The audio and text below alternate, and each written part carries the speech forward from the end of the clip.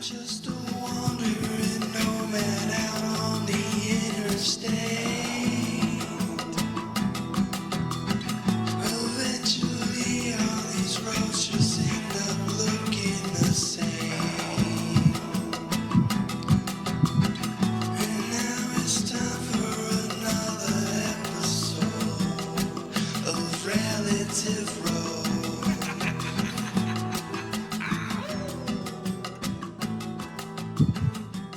Chad, welcome to the show, man.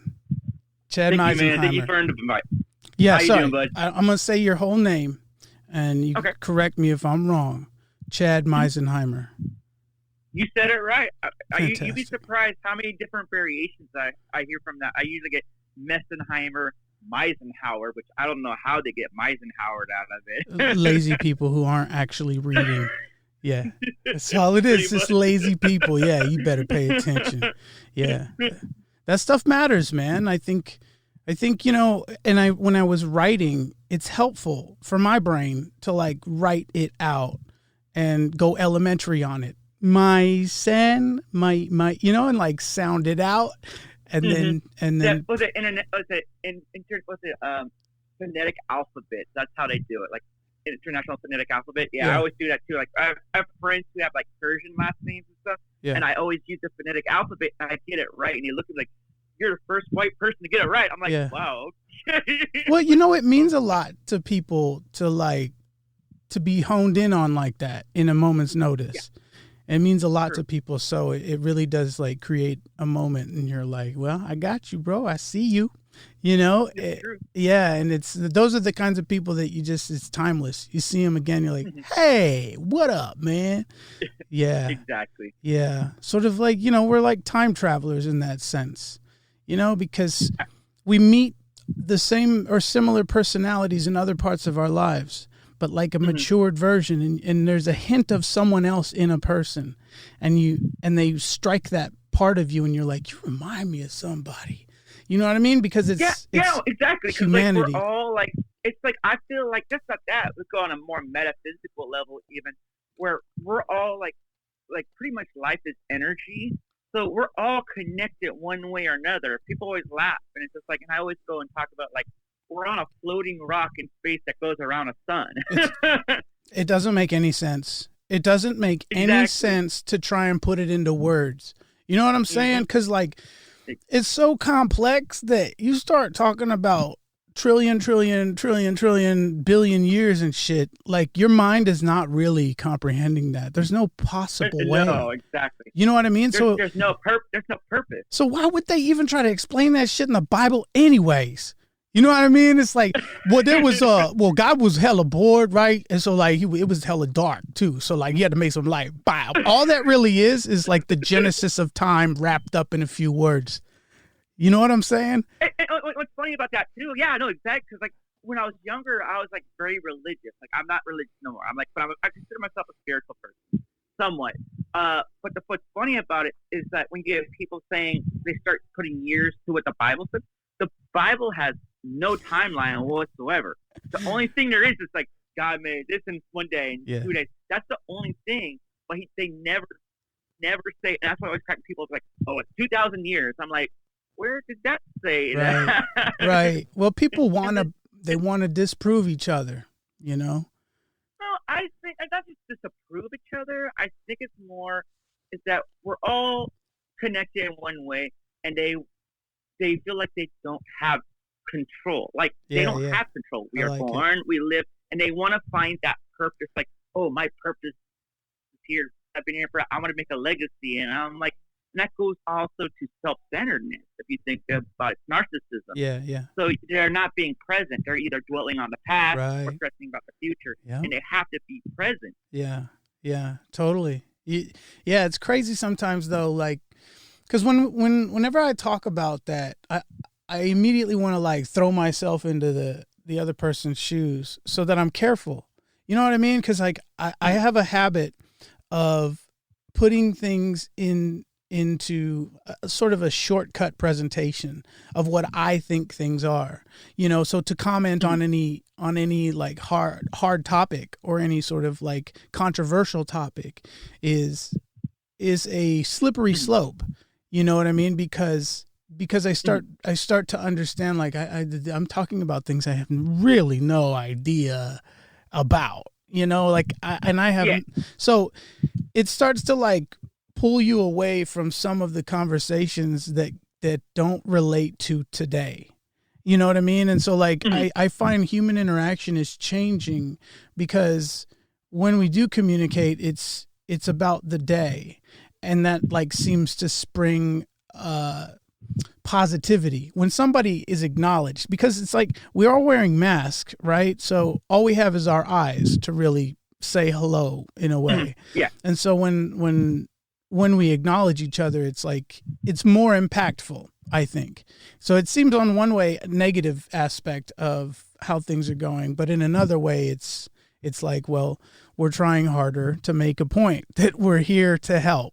You know what I mean? Yeah. Yeah, and it's just like, and it goes back to like all the way like the dawn of man. Like it's like no matter what, we have so many different ways of communicating. Just like you have your voice, like talking, eye contact, painting, drawing, stuff like that. We're always like communication's always in a thing, or just like a lot of people forget about that. But it goes back to like this selfishness and narcissism. Yeah. Where the most loudest people are the ones that's like, look at me, I want the attention. They're not making connection. They're not really communicating. They're speaking to you, not with you, type thing. Yeah. And that's why it's what cracks me up about like the younger generation. Because like I'm 35, I'm a millennial. I hate saying I'm a millennial, but I am. I don't know, man. Whatever. I mean, like, right? Yeah. I mean, like I always get annoyed. I guess the people are like, "Oh, you're a millennial," because like people always want to like label us, and I'm like, and it's weird because I feel like there's different parts of being millennials. Because when I was born, we didn't have like a lot of cell phones or like computers. I was outdoors playing sports, riding my bike, and then like AOL happened. Yeah. Yeah. And you know how that was, where it's just like, let's load the disc up, type thing. Yeah. But I just feel like nowadays, because we have so much access with technology, that we're getting lazy as people.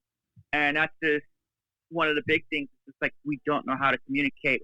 We're thinking we're communicating, but we're talking at them. And if you don't agree with us, you're against them, type thing. Mm-hmm. But it's just like everyone wants to label and assume or perceive and stuff. Like me, for example, I have my opinion. I'm like, but I'm not going to be judgmental because, like I said, I don't know what their life is. There's always going to be someone worse off than me. There's going to be people who are better off than me. So being present, I always have to remind myself, be grateful for the stuff you have. Now, like I have a roof on my head. I have food in my belly. I have money to pay my bills. So it's like, it's so just weird. I have a very different perspective on life, where a lot of people are like, oh, like, was it Eckhart Tolle? Or Tolle, how you pronounce that? I always mess up the name sounds so much. Good. I think Tolle's correct, the correct way. Yeah. And he has some really good stuff where I sit there and like talking about being present. Your thoughts aren't you. Mm-hmm. A lot of people think the thoughts are them. Mm-hmm. So it's just like, I think there's so much noise, but people just need to be present in the situation. So did it take a near-death experience for you to come into this mindset, or I mean? Yes. Okay. And I was like, it really did, because like, it's funny because I always make fun of my friends, always laugh because I don't believe in astrology, but there's certain traits. I'm a Capricorn, and Capricorns are very like, their characteristics are very overachievers, traditional, by the book, follow rules, and I've always looked like that. And so it's like, that's just where I am at, where I was just like, okay, I had that very strong belief, like, I know what I want to do, follow up, work, hustle. And then the heart attacks really changed, because I was always stressing about the future. I was like, okay, I need to do this to get this. I need to do this to support this. Sure. And then, so when I had those heart attacks last year and basically pretty much dying, like, which is, it wasn't really a scary situation. Like, it wasn't scary. Like, if it was my time, it was my time. But it really changed my perspective. Like, okay, I want to be more present, where it made me change a lot of my priorities and my goals, because those are always changing no matter what. So I was just like, okay, my perspective, which I made like the 5 points I want to do, where it was like my major one was focus on my health and my sanity, and then the second one, spend more time with my friends and family, and then the third one was like create, entertain, inspire. That's pretty easy, and then fourth was like make connections with your audience and your collaborators, critics, anyone like haters, anyone who hates. Make a connection, because no matter what, there's gonna be a connection. Yeah. And then the fifth one, I always like find that happy balance between financial and career stability. Sure. So those are the 5 things I kind of do, and it's kind of like, okay, how those goals and priorities fit into that. How often do you check in with your system of things, and do you ever consider new approaches? Do you research new approaches to strategy, to organization? Because I understand the process that you're doing. You're chunking the information so that you can manage it, I would assume. And when you do that, you have essentially a foundational structure that you can always come back to when things get a little crazy, because that's really your sanity, is routine.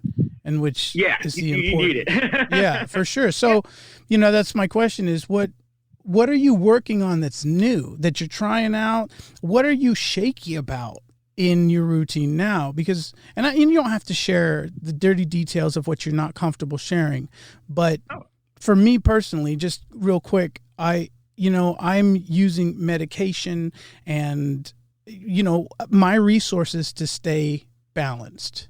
And when you discuss these things with people, they have their own reaction to it. And like you were talking about how social media and the interaction of people sort of represent each other, and that we're down each other's throats and we're very materialistic. And I think on a level of humanity, we're all susceptible to the information coming into our minds, and it affects us all differently. Some of us emulate, in precise ways what we see, hoping that it will give us the approval we seek.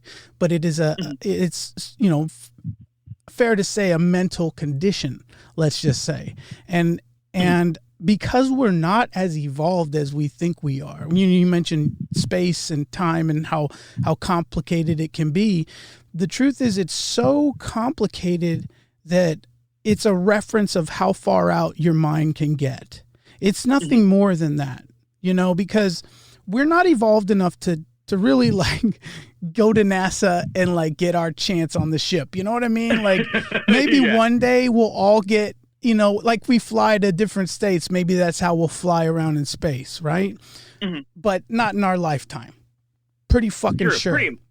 Right? Exactly. Pretty fucking sure. So listen, you can focus that far out if you want, and that's fine. But the sacrifices made to have a hyper focus on something so far out has a side effect. Everything you put your attention on has a side effect. And that's the thing about attention disorders or addiction, is that you have to replace one focus for another, because this mind does not stop. It mechanically cannot alter its, like, unless a car accident happens, some jarring event in someone's life, like an earthquake, because we are fucking nature.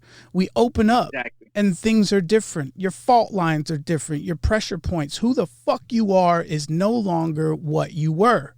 You're somebody different now. And navigating that is fucking scary, right? Growth is fucking scary. Divorce, I mean, any aspect of splitting up is fucking scary shit. And when that happens, people look ugly sometimes, bro. Like, we say and do some really fucking stupid shit thinking it's a shiny moment. You know what I mean? Yeah.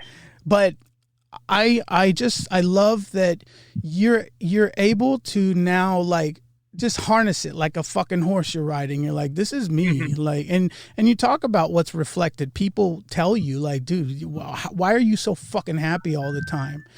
And I could be charged with the same notion, but on a personal level, in all truth, it's not always fucking easy. It's not. It's not. difficult. Dude, what's funny, because, like, not funny, but ironic too, because, like, I have my things too, where I suffer from anxiety. I suffer from clinical depression. I have OCD. I have severe OCD, and I was going to see therapists like in my 20s. They would give me medications, but I stopped taking those because I feel like it was bogging me down. Everyone's brains are different. Sure, of Everyone's course. chemistry is different. Yeah. And it helped a little bit, but like my therapist at the time, my old therapist, realized like you're really hyper self-aware. Like you see things, like I know my triggers when I feel like I have anxiety coming, Yeah. or depression coming. Like I know. Yeah. I start like, this is funny, where I'm like, when like I don't eat fast food anymore, but when I start craving Taco Bell, I'm like, something's coming on. I'm like, okay, what's happening? Because I'm craving Taco Bell. Like that's when I know. I'm like, that's exactly how I do it. And it's just, I'm like, okay, because that's why I always do structure, even because I'm really hyper self-aware.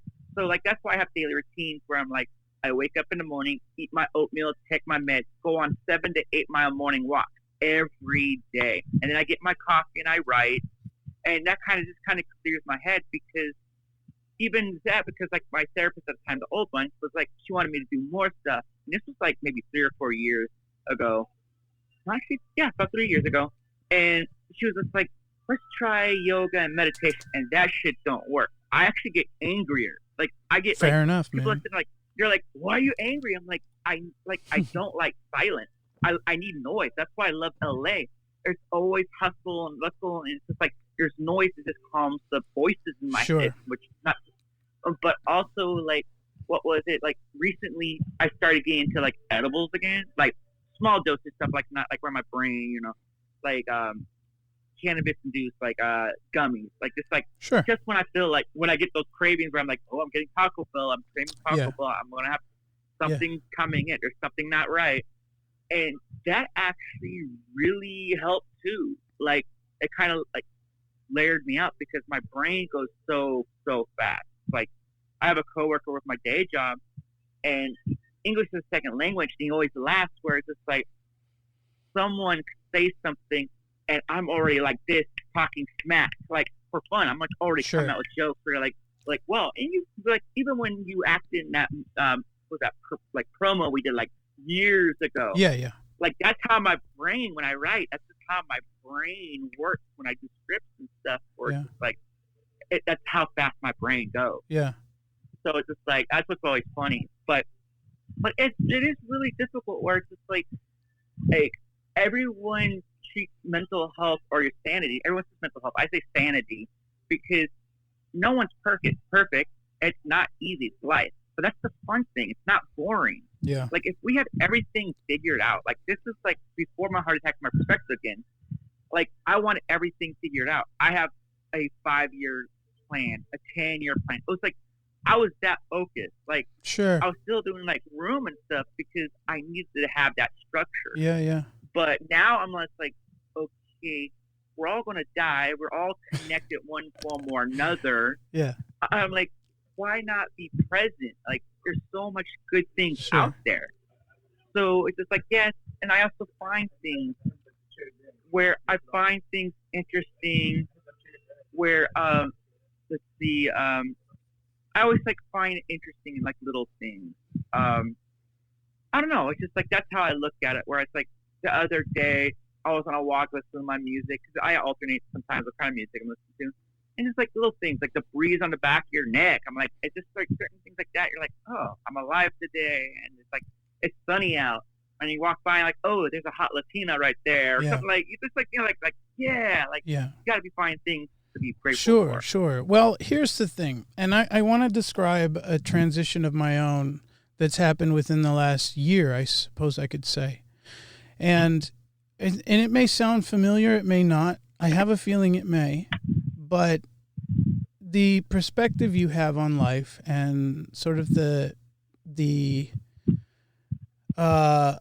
inescapable positivity, it's almost like you're your own coach, trying to like get you up off the ground and grind. And from what I have come to understand about myself, and the fact that I'm not the only one who's dealing with this information, but my mind and how I process information emotionally are different from, let's say, a healthy brain that isn't dopamine deficient. And you know, it's gotten to the point where I'm beating a dead horse, but this is our conversation, and I feel that it's relative. So it's a road, yay! Just couldn't help myself. Right there it is. I just think that when, like, I've never had a near-death experience, but I've had trauma, and the way I conceptualize pain is very emotional, and it goes vice versa. If it's an emotional thing, then it translates physically, and so my body aches, and it was until my 39th year of life that I didn't understand that this is how I compute information with the whole mind-body aspect, because my mind is sort of like, let's say, a fat kid in a candy shop, and and the bar is open, and like I just have to have a bite of all the best stuff.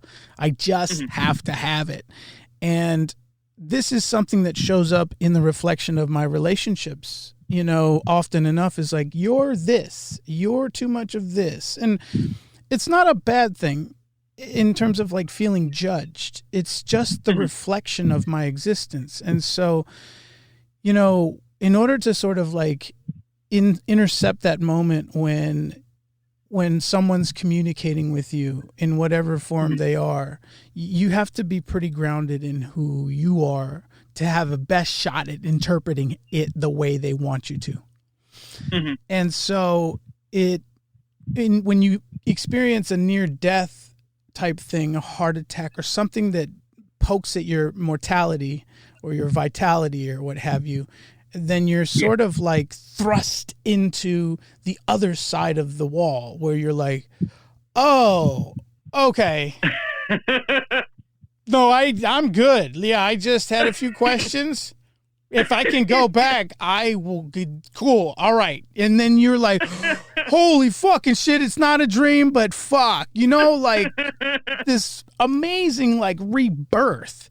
And pretty much. It's trauma. And when your awareness sort of meets your intellectual identity inside, it's this coercion, and it's scary. So back to the world and as it is. It seems scary, but we're fucking growing. And the beautiful thing about technology is that it's what you use it for.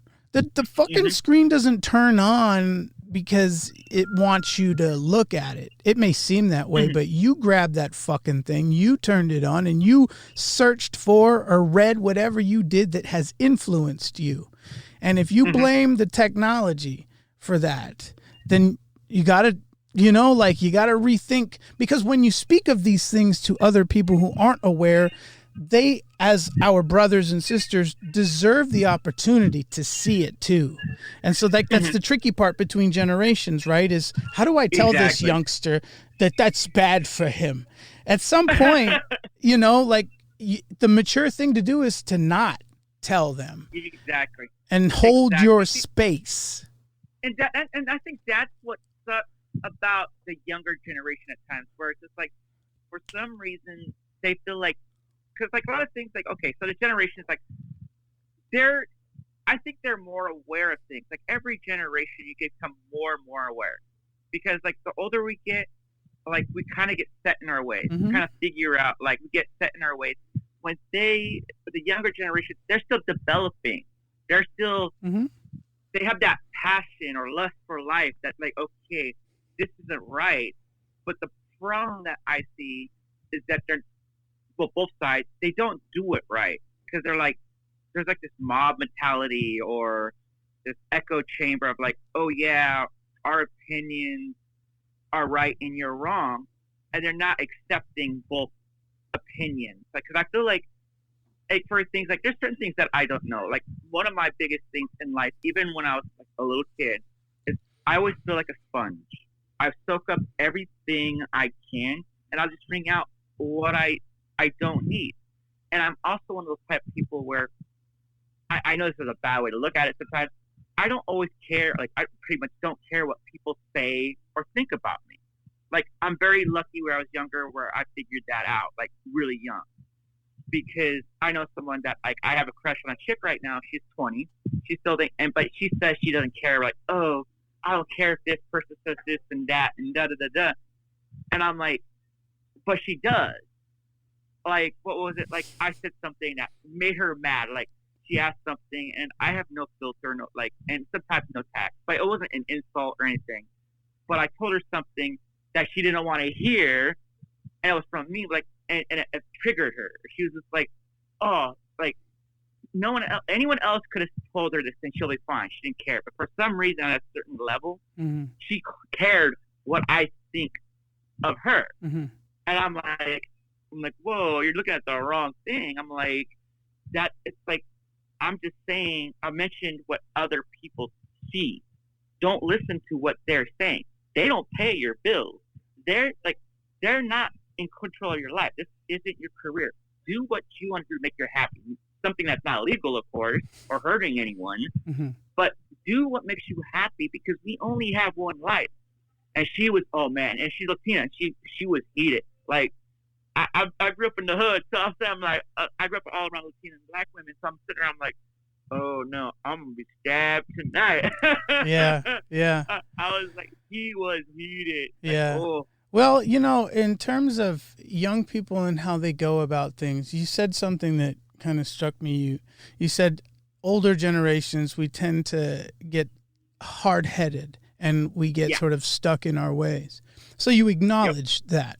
You know, and in referencing 20-year-olds, I mean, you are the generation above. And so it's almost like, and I'm just mirroring this to see if you would consider it because a lot of the way that things are worded from you are like the young, they're doing it wrong kind of thing. And so, but I understand you to be a wise person. And so it's like the young generation, they reserve the right to the vibration the earth represents to them, the reality that is presented. And listen, so I need to say something first, because I don't want you to feel like I'm criticizing you. I'm criticizing my own urge to sum things up quickly like that. You know, I do that a lot. So because you're a friend and we're having a moment, I want to share this with you. Okay. So I don't want you to feel like you're being criticized, but I do this. I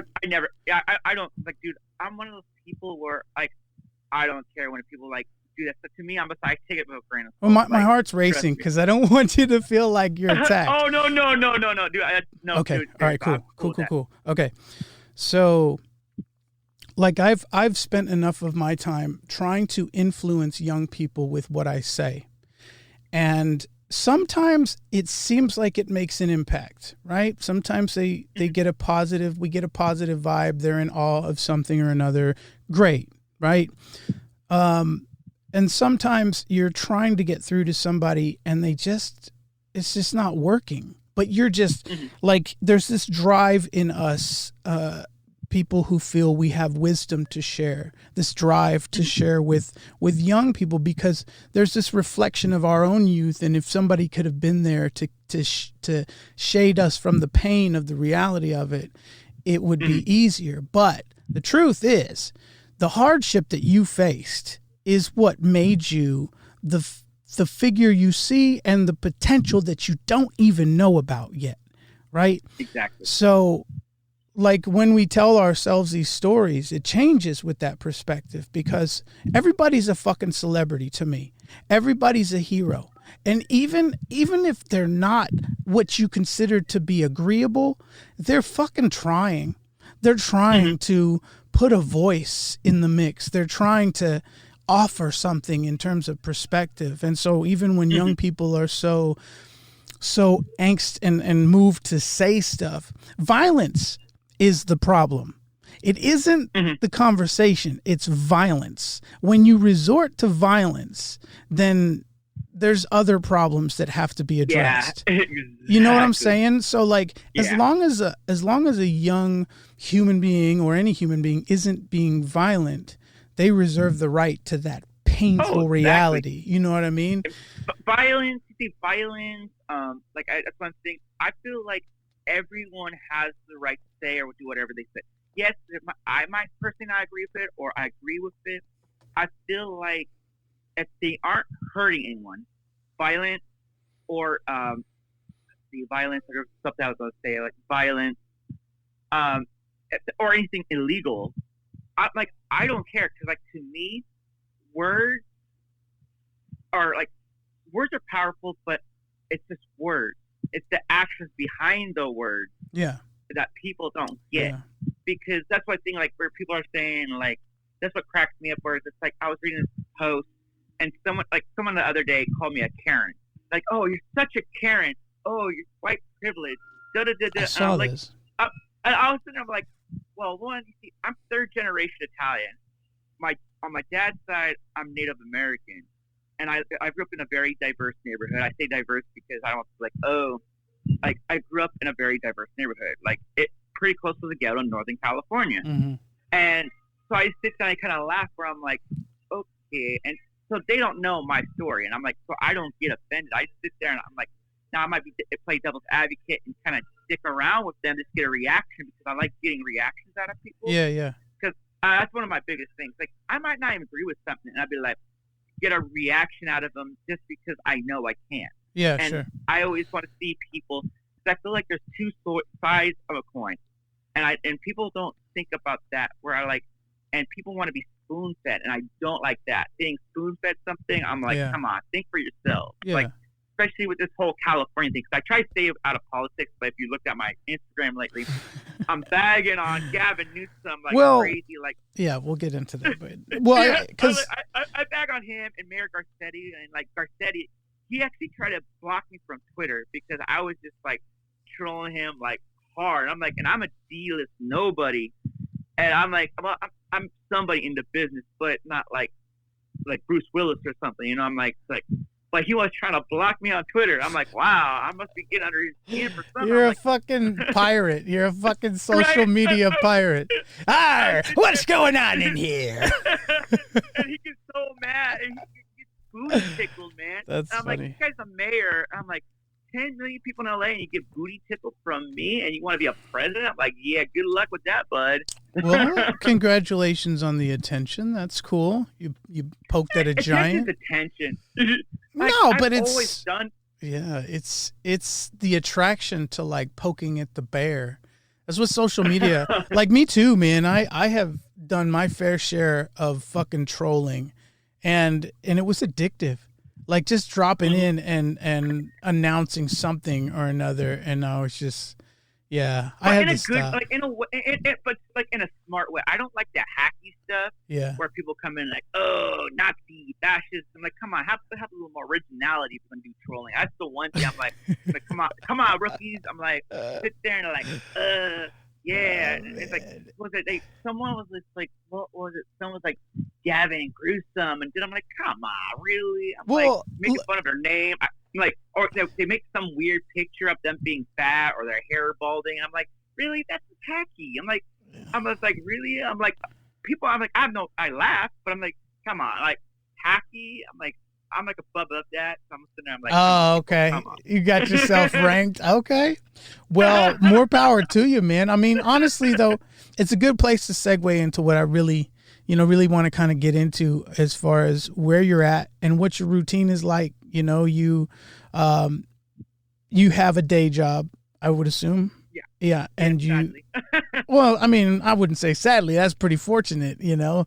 Like, yeah, that's right now. Yeah, during the pandemic, yeah, it's true. You're like, oh shit, no, Karma. Listen, Karma, I'm sorry. Karma, please, no, pay for it. I swear to God. Right? That's so funny. Oh yeah, no, that's right. Shit, no, I fucking love work. I love work. It's all I ever want to do. I love work. I'm such a good corporate man. Oh, I'll cut those pizzas. Definitely. You just fell off the ladder, Chad. You are on the ground squirming like a fucking turtle in the sun, man. I was like, oh shit, I want to buy that cup of That coffee was in the good. morning. That shit is in the time capsule too. I'm gonna bust this shit out 20 years from now. Hey, Chad, just listen real quick. That's why you're still on that couch, motherfucker. Pretty much. Couch surfing at 60 years old. Oh shit. Living Oh, that government money. that's good money, man. That's our money. That's us. We work. True. You know what? Here's True the that. thing. We want to congratulate and thank all the veterans. Absolutely do, right? Oh, Even exactly. the ones that just wore the uniform, never went over anywhere. Like, you got to put that in perspective too, because they were there and ready when they needed to. So they'll put their life before yours, because you weren't going to get sent while Very you was at the fucking gas station getting No, whatever you was exactly. getting, you know? So like, we should extend that same compassion and gratefulness and honor to the people who have run this country and put their most definitely. fucking blood and sweat into the operation of our neighborhoods. And so Pretty much. I think we forget that when we think about PG&E and all the fucking fires and all the crazy shit. It's like, bro, who was helping them? Who was helping them? You can't make them fully responsible. That's our electricity, motherfuckers. So Yep. Caltrans, whoever the fuck else is out there digging around in the dirt, like, put your fucking thoughts in there too, right? So Exactly. if they Very weren't true. training the state to oversee that shit, it ain't PG&E's fault. The PG&E is just getting blasted. So you know what? That kind of that media influence right there, you gotta grab that shit by the foot, smack it against the wall like you're a fucking abusive bastard. You know? Right? You do. You gotta I take agree. that shit in. I agree. Like a lot of people laugh because like people always think I'm like a Republican, and I'm not. I'm a libertarian socialist, which I'm like. The fuck is that? You have to sort of explain like it to me. right. Okay. Libertarian So, you have socialist? the Democratic socialist. Yeah.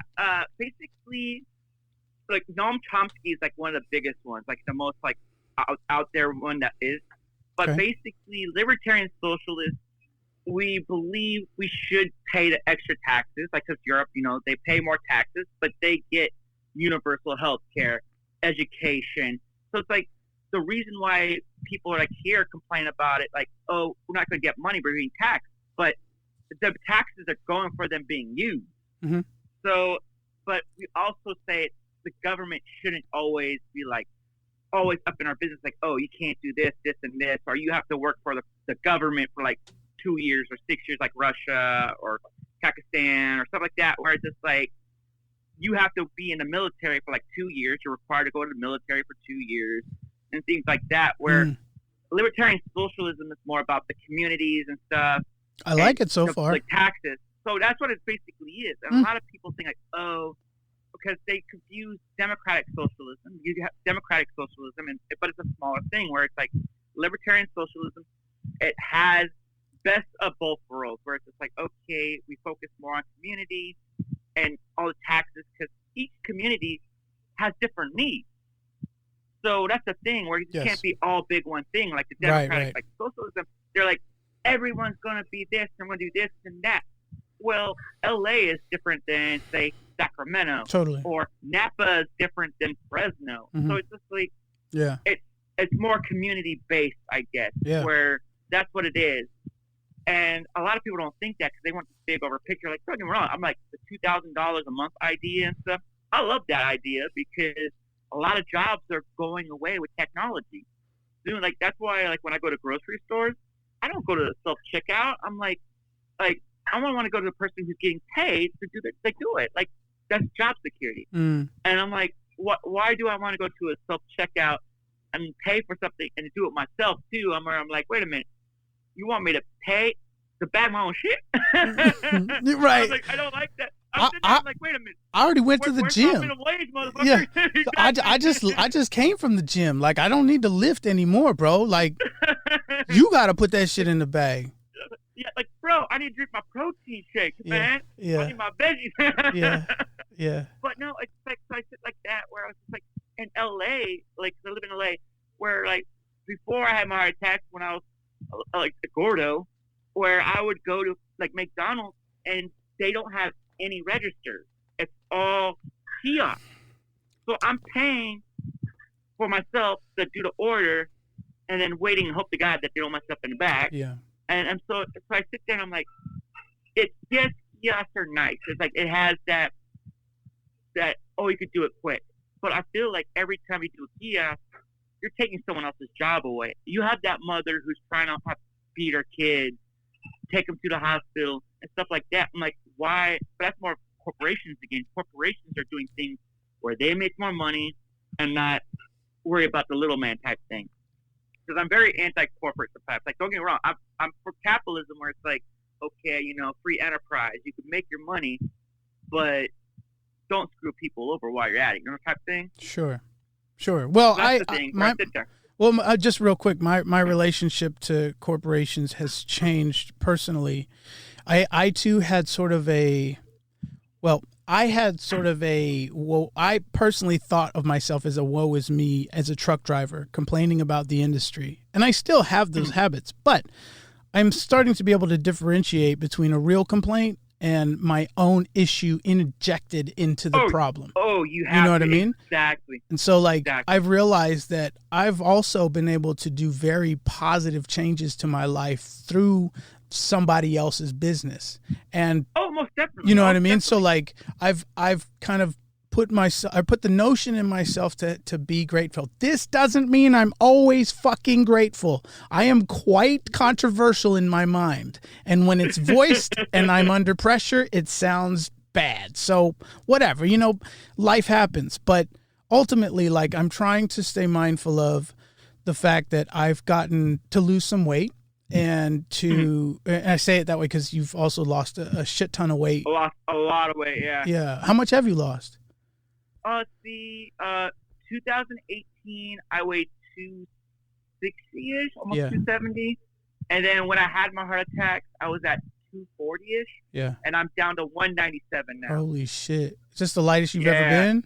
Like since childhood? Yeah. Okay. But from like being a teenager, because I used to play sports. So I was like around that size when I was younger.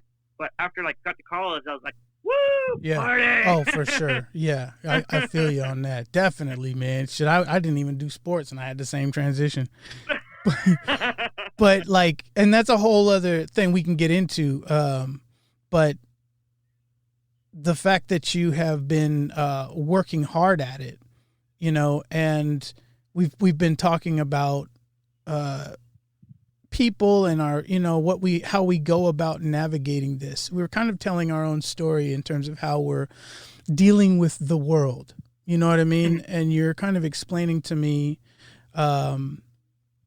your perspective on your community, and that philosophically, in the core of who you are, you understand the value and the importance of community. This is a term that's come up quite a few times in your description of libertarian socialism. Socialist, yeah. Okay. Yeah. What's interesting about that is that I think when a mind is healthy, or a person is healthy mindfully and can conceptualize community, 9 times out of 10 they find that valuable as well. And so there are those amongst us like yourself and me who are striving to find a way to give back and through our existence work meaning through our daily routine. That's what we're trying to really accomplish. And as we go in that path of growth and reconstruction, deconstruction, because it's a fucking turbulent path at times. Oh yeah, it's like a war zone.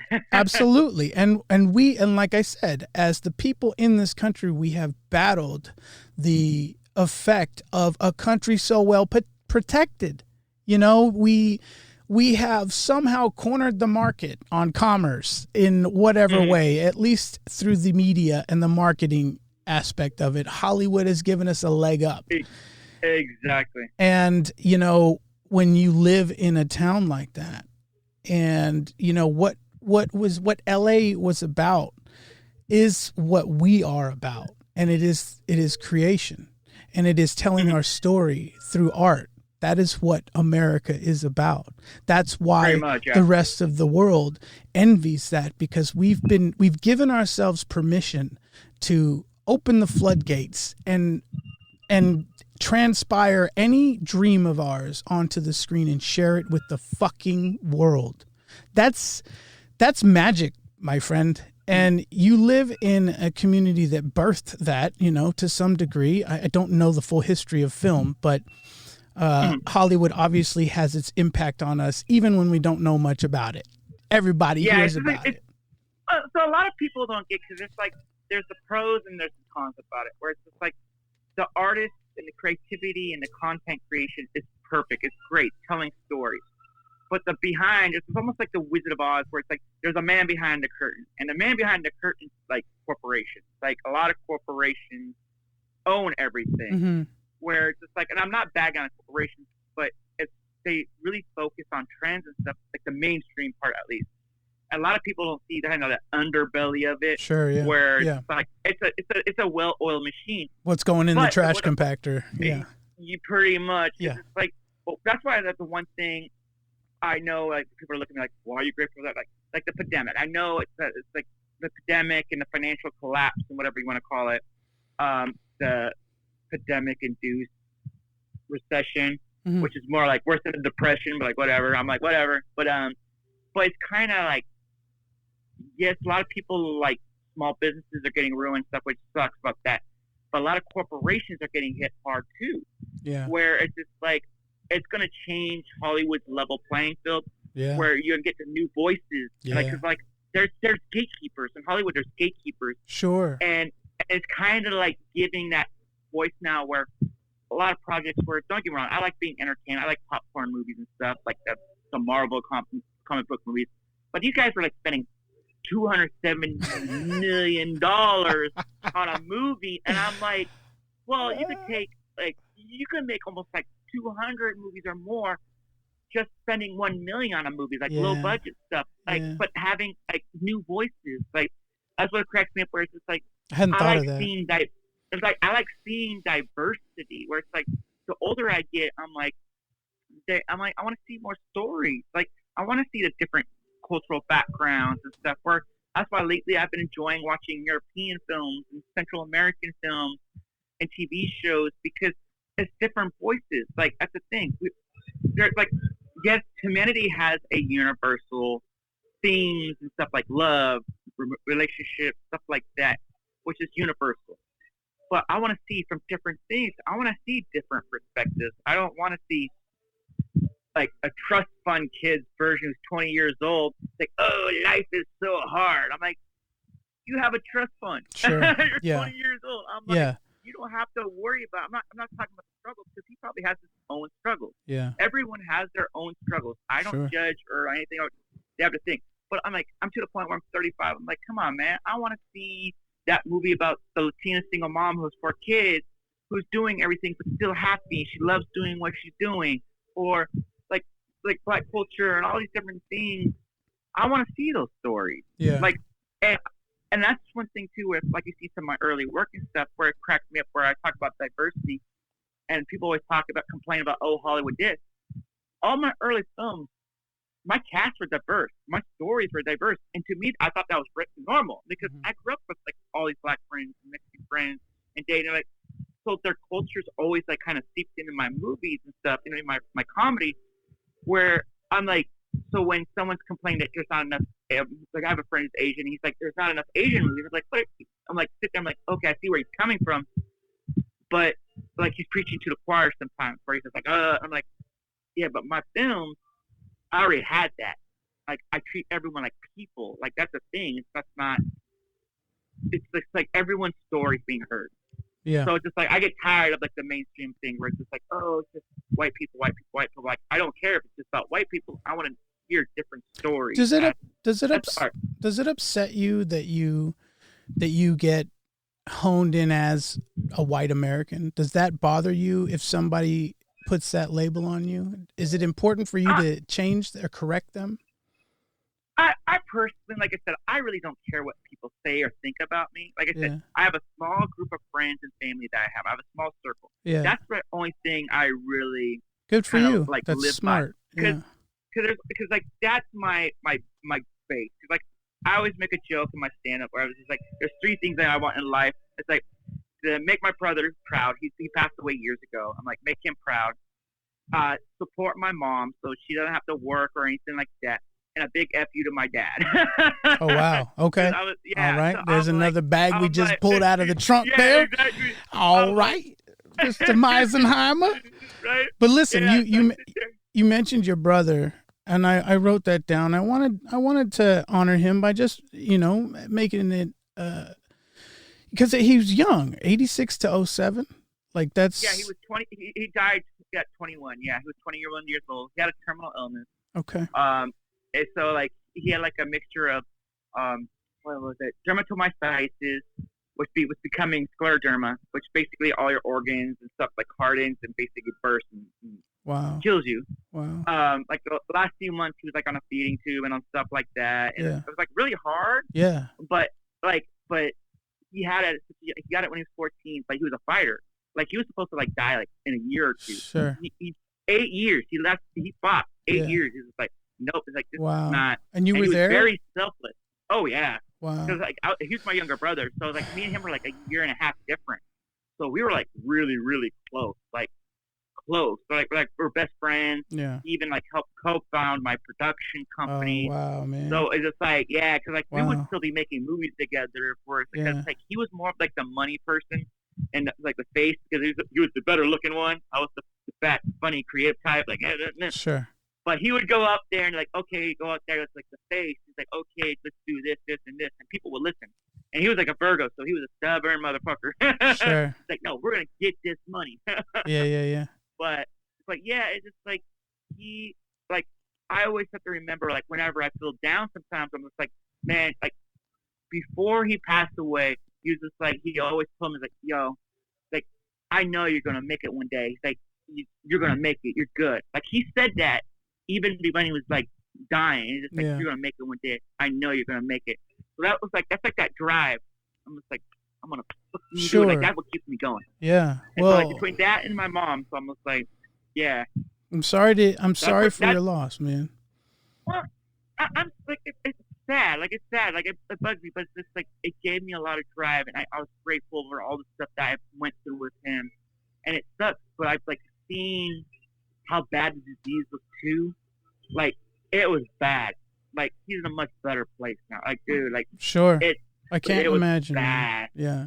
Yeah, can't so I imagine. was just sitting there, and hopefully I always think, I'm just like, he's looking down at me, or it's in my head and my heart telling me, like, keep on going, keep on going. That's what keeps me going, man. It's like that and not dying yet from heart attack. Sure. Well, you know, all the things that work for you to see yourself in a good light, that's what you're doing, you know, and that's all anybody can be expected to do. Nobody's perfect, you know, and No. that's what I mean by everybody's a celebrity. Like you stand out and you don't have to try. You know, like you don't. I'm not saying you do try, but I'm saying like just seeing you out and about. I know what your modality is. I know you're spreading the good word, let's just say. So, Okay. you know what I mean? So it's like Chad's got a good head on his shoulders, you know? And so when I saw that, and now knowing that what your life was like at some point, supporting another person who was essentially coming apart, you've always been this person, you know? Like, I don't know if Yeah. you see a two-tone history, but like, you were given the gift of taking care of somebody. I think that's something that a lot of people miss out on. Maybe miss out's the wrong terminology, but a lot of people don't have insight because they've never had to really be there for someone who needs you. You know? Help, yeah. Yeah, so I commend you, man. I think your brother would be extremely proud of who you are. You've succeeded. You are the success. You know what I mean? You're taking great care of yourself and you feel good. Like that's the best human condition you can ask for. Yeah. So, well, thanks for sharing that with me, man. I appreciate most that. man. Yeah. Wow.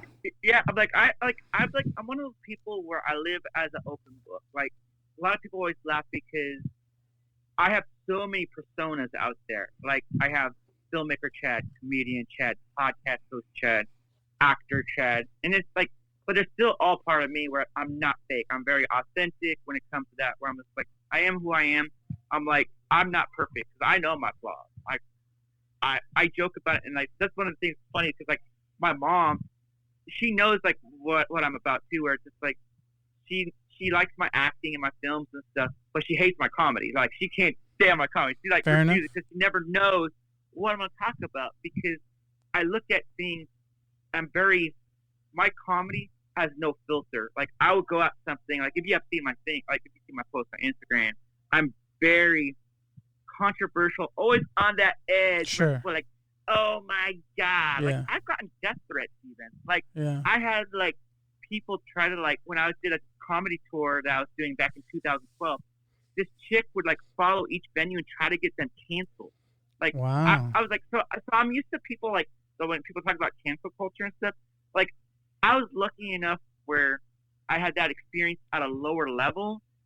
So there's a lot of things that happened when I was like at lower level when I was living in Sacramento and all these different things, and seeing all these certain things where people would take as failures and they would quit. I see them as learning experiences because Sure. it prepared me for where I'm at now. Yeah. Where it's just like that's where I feel like I'm a little farther along in the business than most people because I experienced that.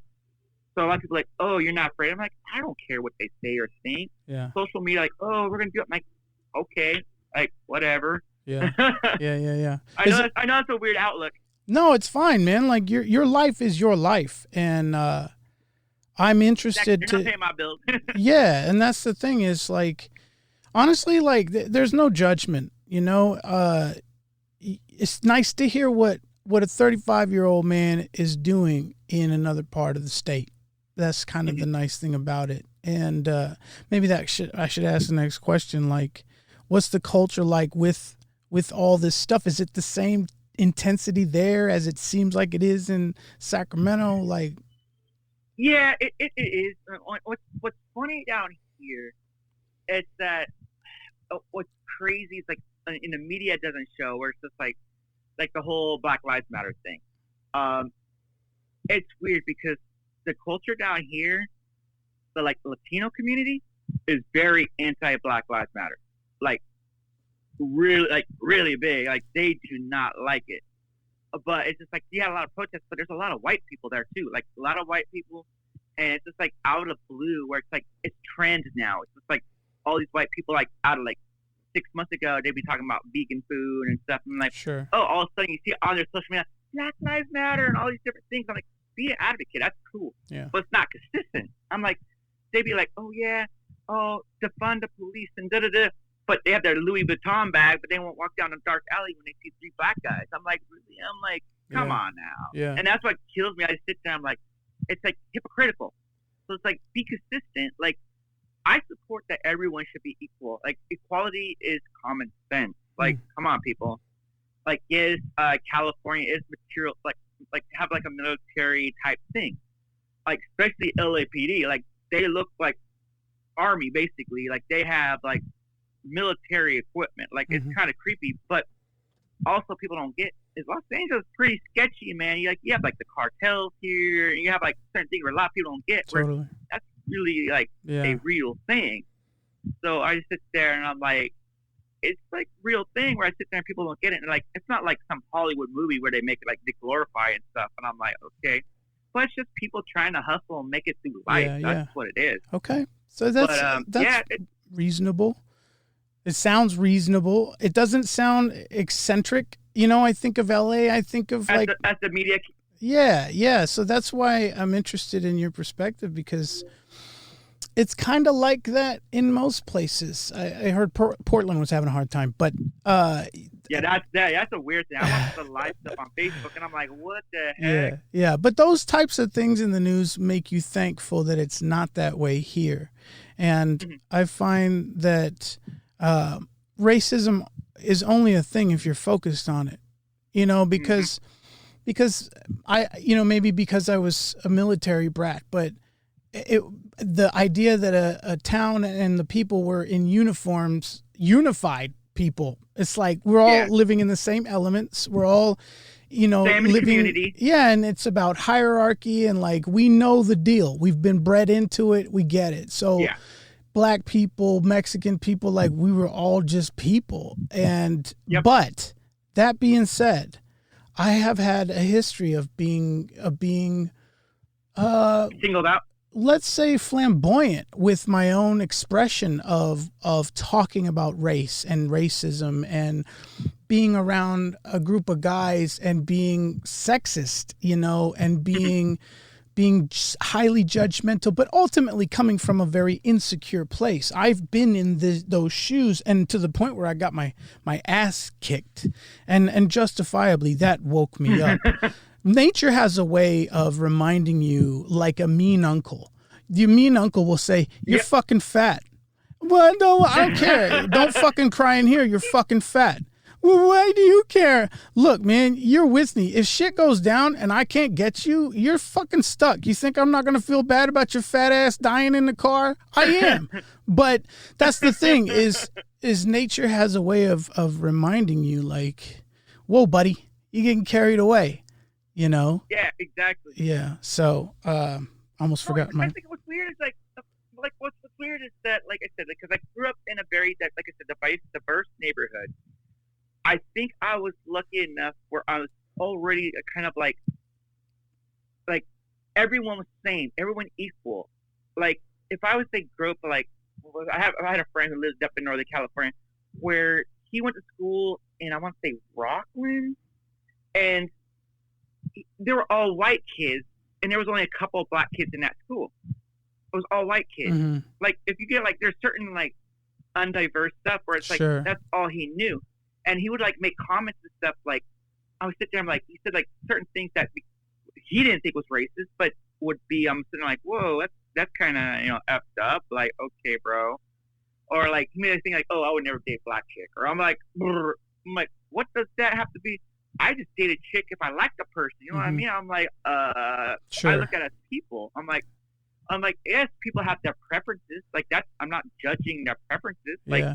I always laugh when I make a joke where I most likely won't date a white woman a lot because it depends where they live, because they look at me like I'm white trash. I sit down, and they realize that I have, when I'm on the street, I have a certain slang or a vibe about me, and oh, you're from the ghetto. I'm like, okay, yeah, so, and well, what does that have to do? I'm educated. I graduated high school when I was 15. I'm come on, people. I'm people always want to assume and label and compare. And that's one thing about society, especially in American society, where they talk about being individual, different, yet they label everything. That's what cracks me up, where, for example, I work with some coworkers who are from other countries, and they don't go saying, oh, I'm Indian American, they're from India or Pakistan, they're that, stuff like that, where they don't say Pakistani American or Italian American or Armenian American. They go, I'm American.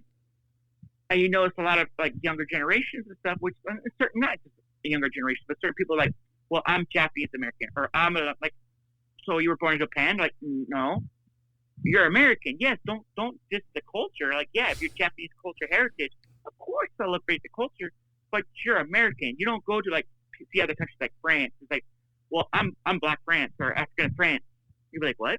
Or I'm Russian France. I'm or French, Russian French. Sorry. Yeah. You don't see other countries do that. Yeah. Well, they say I'm French or da da da da. And that's the thing too. It's once again, it goes back to our society. They're always trying to label and and compare. I think that's what I was trying to get at with my own insensitivity to what I was spewing out, and I thought at the time that this was all in good fun, that because we were just having a time expressing ourselves to each other and being playful, and maybe to some degree it is fine, right? Because we're all in agreement with each other that this conversation is okay. But I soon began to confuse that with my right to speak about those things in public around anybody.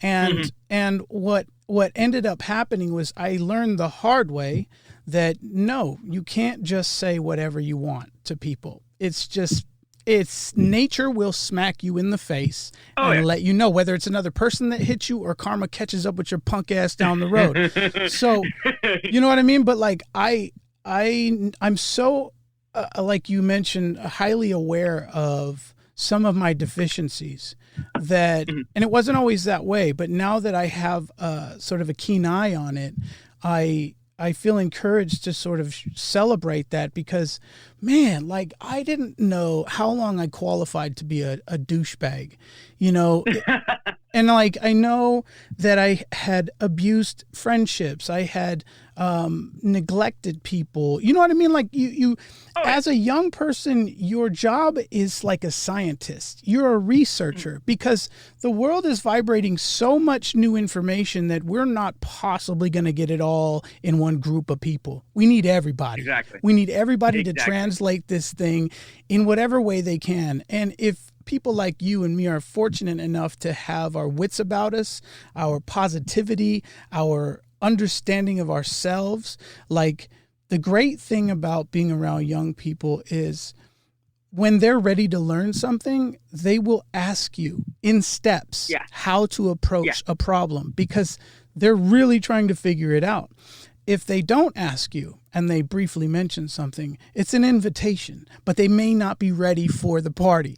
So it's like, pack light, give them something sweet, just a taste, and roll out, because it'll last a lifetime. Sorry, go ahead. It's exactly. No, that's exactly. It's just like people like that. That's the one thing I like. What I like about the younger generation, though, where there are people like us everywhere. It's the media that doesn't want to shine a light on it. That's the thing, where it's like, because they want us to be diverse or separated, because it means other groups could keep power over us or hold us down. Not for long. And not for long.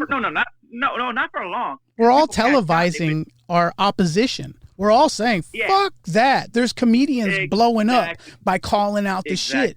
We're not going to let the world get away with its politics anymore. Trust me. You know, money is going to change. It's an American thing, though. That's what cracks me up, though. Because, like, you know, like, everyone talks about, okay, for example, like, I have a friend from Sweden, and he's very European. He lived in America and went back to Sweden. He's just like, Europe looks at us like, wow, okay, we already handled this shit 2,000 years ago. Like, we're doing what they did back, like, 2,000 years ago. So it's not new around these other cultures. They're looking at us like, America, fucking idiots. Sure. Oh, look at these kids. They're in their teen years. Like, we're basically like the teenagers in the world, like, hey, look at them. I'm going to do whatever I want to do, man. I'm going to drink that beer and go out and party. Woo. Sure. And it's not a bad thing. We learn. But it's just like, what people are saying, like, oh, we're already great. And that's one thing I dislike with, like, we're the best, da-da-da. I'm like, we're like a bunch of horny teenagers, like, yeah. Well, it's just like, that's the thing. But here's something to consider when we're trying to look at something as controversial as Trump. If we're looking at the figure and what he may or may not represent to the majority, but when you're trying to look at a man so controversial with compassion, that's where you find how you really feel about humanity. If you're willing to essentially exile him for whatever reason, and you're sure about it, the question is, how well do you really know where that comes from? Because you don't know the person. You don't know Trump. No, exactly. Nobody knows the man personally. And I know how maleficent I've been. You know, I know how vicious I have been in my life. And without judging myself, you know, because if I look back long enough and tally up all the bullshit, I would easily throw myself off the next fucking bridge. But that's not what we're doing here. We're trying to encompass everybody. All the people who disagree with each other all still matter the same. And, you know, it's the noises we hear, Black Lives Matter, fuck the police, welfare is stupid, socialized medicine.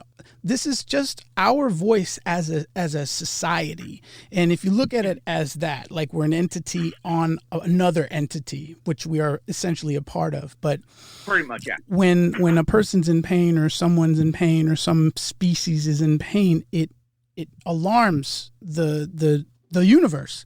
And so that something can come and correct it, right? Or help it or get some assistance.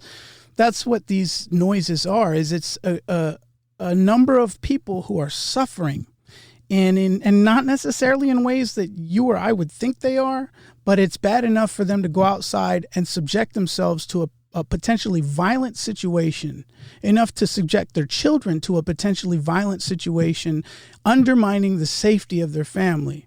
I'm not saying anybody shouldn't have a voice and protest. Oh, but, no. Yeah, exactly. But, if violence is in you, and if you watch some of these protesters, these videos of protesters. Trust me, I do all the time. Mm-hmm. Like, people get mad because I always make comments about it, and everyone's like, "Oh, are you a Trump supporter?" Like, no, I'm for protesting. Like, one of my biggest pet peeves with the whole protest stuff is I don't like the rioting and the looting. That's just ridiculous. And people getting hurt, I don't like people getting hurt. The one thing that bugs me the most about what's going on is that, like, for example, the whole virus thing, like COVID, where I have some liberal friends. They're going, and I'm a libertarian socialist, which I'm pretty damn liberal. I'm really fucking left. Sure. Where I have these You're just being people who are patient very- till it gets here. Yeah. I was sitting like, okay, people, okay, like, calm down. Where I had a friend who's very liberal and progressive, and he was just like, I made a joke about how the politicians aren't mentioning, or the media is not mentioning, that the increase of the spike they should count the protest, because people weren't social distancing, people weren't fucking wearing masks, and this guy goes, he sends me like, oh, but the science and the data says differently, and he used all these like liberal propaganda ones, and I'm like, well, that's kind of biased and pandering. He's like, well, you're a racist and a Karen then, and I'm like what? Like, I'm like, how is that like? But because he made a comment like, well, no, it's like what? Why do you think these spikes came from? Like, people going to the beach. I'm like, going to the beach? Like, stuff like, yeah, some of them weren't social distancing, some of them weren't wearing masks, but everything your data's saying was they were outdoors, social distancing. What correlates that? I'm like, seriously? So I kind of laugh, and that's what people get like mad. So it's like they want to be like separate, like, no, F this, da da da da da. I'm sitting there like having common sense. I'm like, okay. And I made like the thing where the Mayor Garcetti was around people like kneeling and stuff, and they weren't wearing masks, and they sure weren't social distancing. And I'm sitting there, I'm like, and I was like, but everyone wants to prove that's like, no, it's a lie. And I'm like, come on, man, common sense. I'm like, it's for everything. I'm like, it's a virus. I'm like, okay. But it's just like, once again, people like, they want to do their 2 cents, like an echo chamber. It's like, oh, but this person said, I'm like, really experience yourself. I'm like, seriously, like, I had friends who got COVID-19. They survived. Like, it sucks. It's like, it's a virus. And I know there's people dying from it and things like that. But it's starting to feel like a political thing now. If you notice, it just feels like it's always been political. It just feels very political now, where it's just like, I'm like, okay, and especially when Newsom calls California a nation state, I sit there, I'm like, oh, bro, seriously. I know. Hold that thought, Chad. Hold that thought. Let me go to use the restroom real quick. I don't know if you need to, but I'm gonna go. Oh, me too. I do. Right. Oh, me too. Most definitely. Okay, cool. All right. Oh shit, man, that was like 2 smart water bottles. Fuck. Dude, like, I'm drinking like this, and I'm like, I'm almost down. I'm like, wow. Yeah, I drink. It's hot over here. Dude, I drink like almost 2 of those a day. It's fucking. I don't drink 2 a day because like then I'll be like, my bladder like be going crazy. Yeah, well, that's what I am. Shit. Well, that's all I drink. Water, yeah, you know what? For the most part, me too. A lot like you. Except coffee. I always drink coffee sometimes too. Yeah, I drink a lot of coffee. But anyways, you know, in terms of the media, and I'm just gonna share with you my perspective on how I look at it now, because most of my understandings of things now are just ever so slightly or abruptly different from before in a good way. So I've sort of reconstructed some of my belief systems, my algorithm. I've been tampering with my own algorithm through self-awareness. I suppose I've been doing this for a number of years, but until ADHD medication came along, I couldn't tap into some of the locked away spaces, let's just say, in terms of information and how it frees you up. But the media, I have a podcast. I have an opinion. I have a number of people who also have opinions that I like a lot, and their opinions vary, and I find myself in controversial or muddy waters in terms of my beliefs and their beliefs at times. This has inspired me to stay a little bit further away from social media in terms of sharing me. I don't mind social media for a little bit of browsing. Once I feel myself start to get a little more concerned with something that I shouldn't be, or I feel I shouldn't be because of my time and how valuable that is, then I distance myself and I back off. Instagram's a little bit easier to look at because it's a lot less words, a lot less interpretation. In terms, it's pictures, yeah. Yeah, but again, like, media is, to me at this point, is a tool that does have sharp edges and sometimes cuts me open.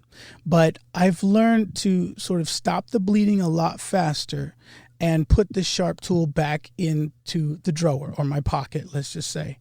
And because of how many things I commit myself to do across the board of creation and work and responsibility and all these facets of who I am, it's crucial to me to keep tabs on where my reactions go because of the emotionality of it, how my mind sort of grabs at what I'm trying to understand.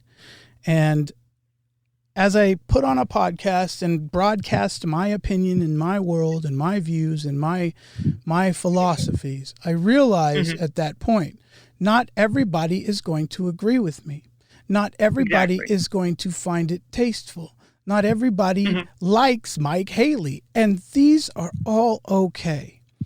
What ends up happening is when I get overly concerned of what other people think, it stops me in my tracks and I can't create. So I have to make an agreement with myself to go forth and challenge my own beliefs and offer the world an opportunity to listen because it could have helped me at some point. So it's become about research. It's become about publication of what I find, but in a sort of graceful and classy way. Maybe not always classy. Maybe I stumble. Maybe I have a few jagged edges sometimes. And as I trudge through the dark with the information I have as the light I see with, like, I am the media. As far as I'm concerned, we are the media. We are the media, yeah. You choose to consume that information and do what you will with it. But when I'm trying to stay compassionate with every walk, it's hard for me to, again, have a reaction of, fuck that shit, get them the fuck out of here. You know what I mean? Because I don't want that energy for me. I know it happens, but I feel like as far as asking the universe and having a say in what exactly is coming my way, it's the physicality, the full embodiment of it is, you know what? I am only here to get information. I don't aim to disprove one person or the other. If I disagree with something on a moral grounds, then I'll speak up because I believe in that. But it's hard for me to not admit those things because, like, people deserve help. Socialism, in terms of libertarian socialism, my heart's with you because I agree. People deserve help. The questions start getting tricky when it's like, well, how much should there be a cap on how much a corporation can earn? Or should there be a cap on how much a person can earn? That's the thing too. Is it's like I don't think we should have caps on corporations, because a lot of people, this is my idea. Like, I have nothing against people making money. That's the libertarian side of me, where it's like you don't have to people should make money. Like, if you want to make money, do it. Yeah. But it's shutting other people out to make money, Yeah. so you could just be the one and all only. Yeah. That's sketchy. Of course. Like, because I work for a corporation, and they basically they do is like they don't even give us like medical benefits. They cut us all down to part time, so they don't have to pay us medical. They give us the option of pay medical, but it's like buku dollars, and we're getting paid minimum wage. For example, my store manager, she used to get salary, and then last year they cut her down to hourly. She only works 50 hours a week. She has to mandatorily work 50 hours a week, but she's only making $18 an hour, where LA minimum wage is $15. I'm making $15. She's only making $3 more than me, and she's doing way more. Like, I'm just a bonehead. Like, hey, would you like extra cheese on your pizza, man? Like, come on. I'm like, but like, here's the thing. It's our perspective on currency. So when you go into an association and you're given a contract that states what you're going to get paid, and you've presented in the interview what you're worth. Now, the agreement was that what you have presented as your worth is going to be what their salary is covering, is for your effort in their business, right? Exactly. And unless we, because this is something I have done where I have felt like I deserve more from a corporation or a company. Oh, I don't. But this is me. I'm just saying, like, when as I look at this stuff, like, I've had it in different ways where I'm sort of like being the villain, and I'm like, you know what? Because here's the speech. Nobody gives a fuck about us. We're nothing but a number, right? And shit flows downhill. The top leadership's fucked. And okay, maybe all of those things are true because we are an unevolved species. Let's just say, because relative to time, we ain't shit. So, you know, if we're going to add science in that fucking factor, then we're going to have to acknowledge we ain't shit. We just fucking got here. Okay? Exactly. We don't know how long we'll even last. The human species may just be a blink in time and never fucking exist again, right? Who gives a fuck? It's none of our business. So, you know, you have to acknowledge when you're throwing the baby out with the bathwater. And for me, like I'm always curious, like, how have I looked at this before? And the attitude is really what sets you apart. That is what the energy you're generating for you, because you're a positive person, and this will make sense to you. When you're feeling good on your good days and you're pumped and the caffeine's kicked in and you're like, Chad's here. What's up, bro? What's up, nigga? What's up? What's up? You got all your, you know what I mean? Your Chad from the ghettos in the motherfucking hood type shit, right? And you earn that, bro. Like, you are that. So I commend you. Like, take that identity and fucking love it because it deserves you, right? But ultimately, like, the attitude is what your currency will determine as far as how it translates. So if you go into this company every day and you are on top of your shit, you are there to pick up other people's messes, and you are that money that you're looking for. And then an opportunity comes for you to suggest that, or to somehow work it into the conversation. Like, hey man, I could use a bump. Like, what do I got to do? The more you prove that with your body currency, the less likely they are to second guess. The more likely that your leadership's going to be like, fuck yes, you do.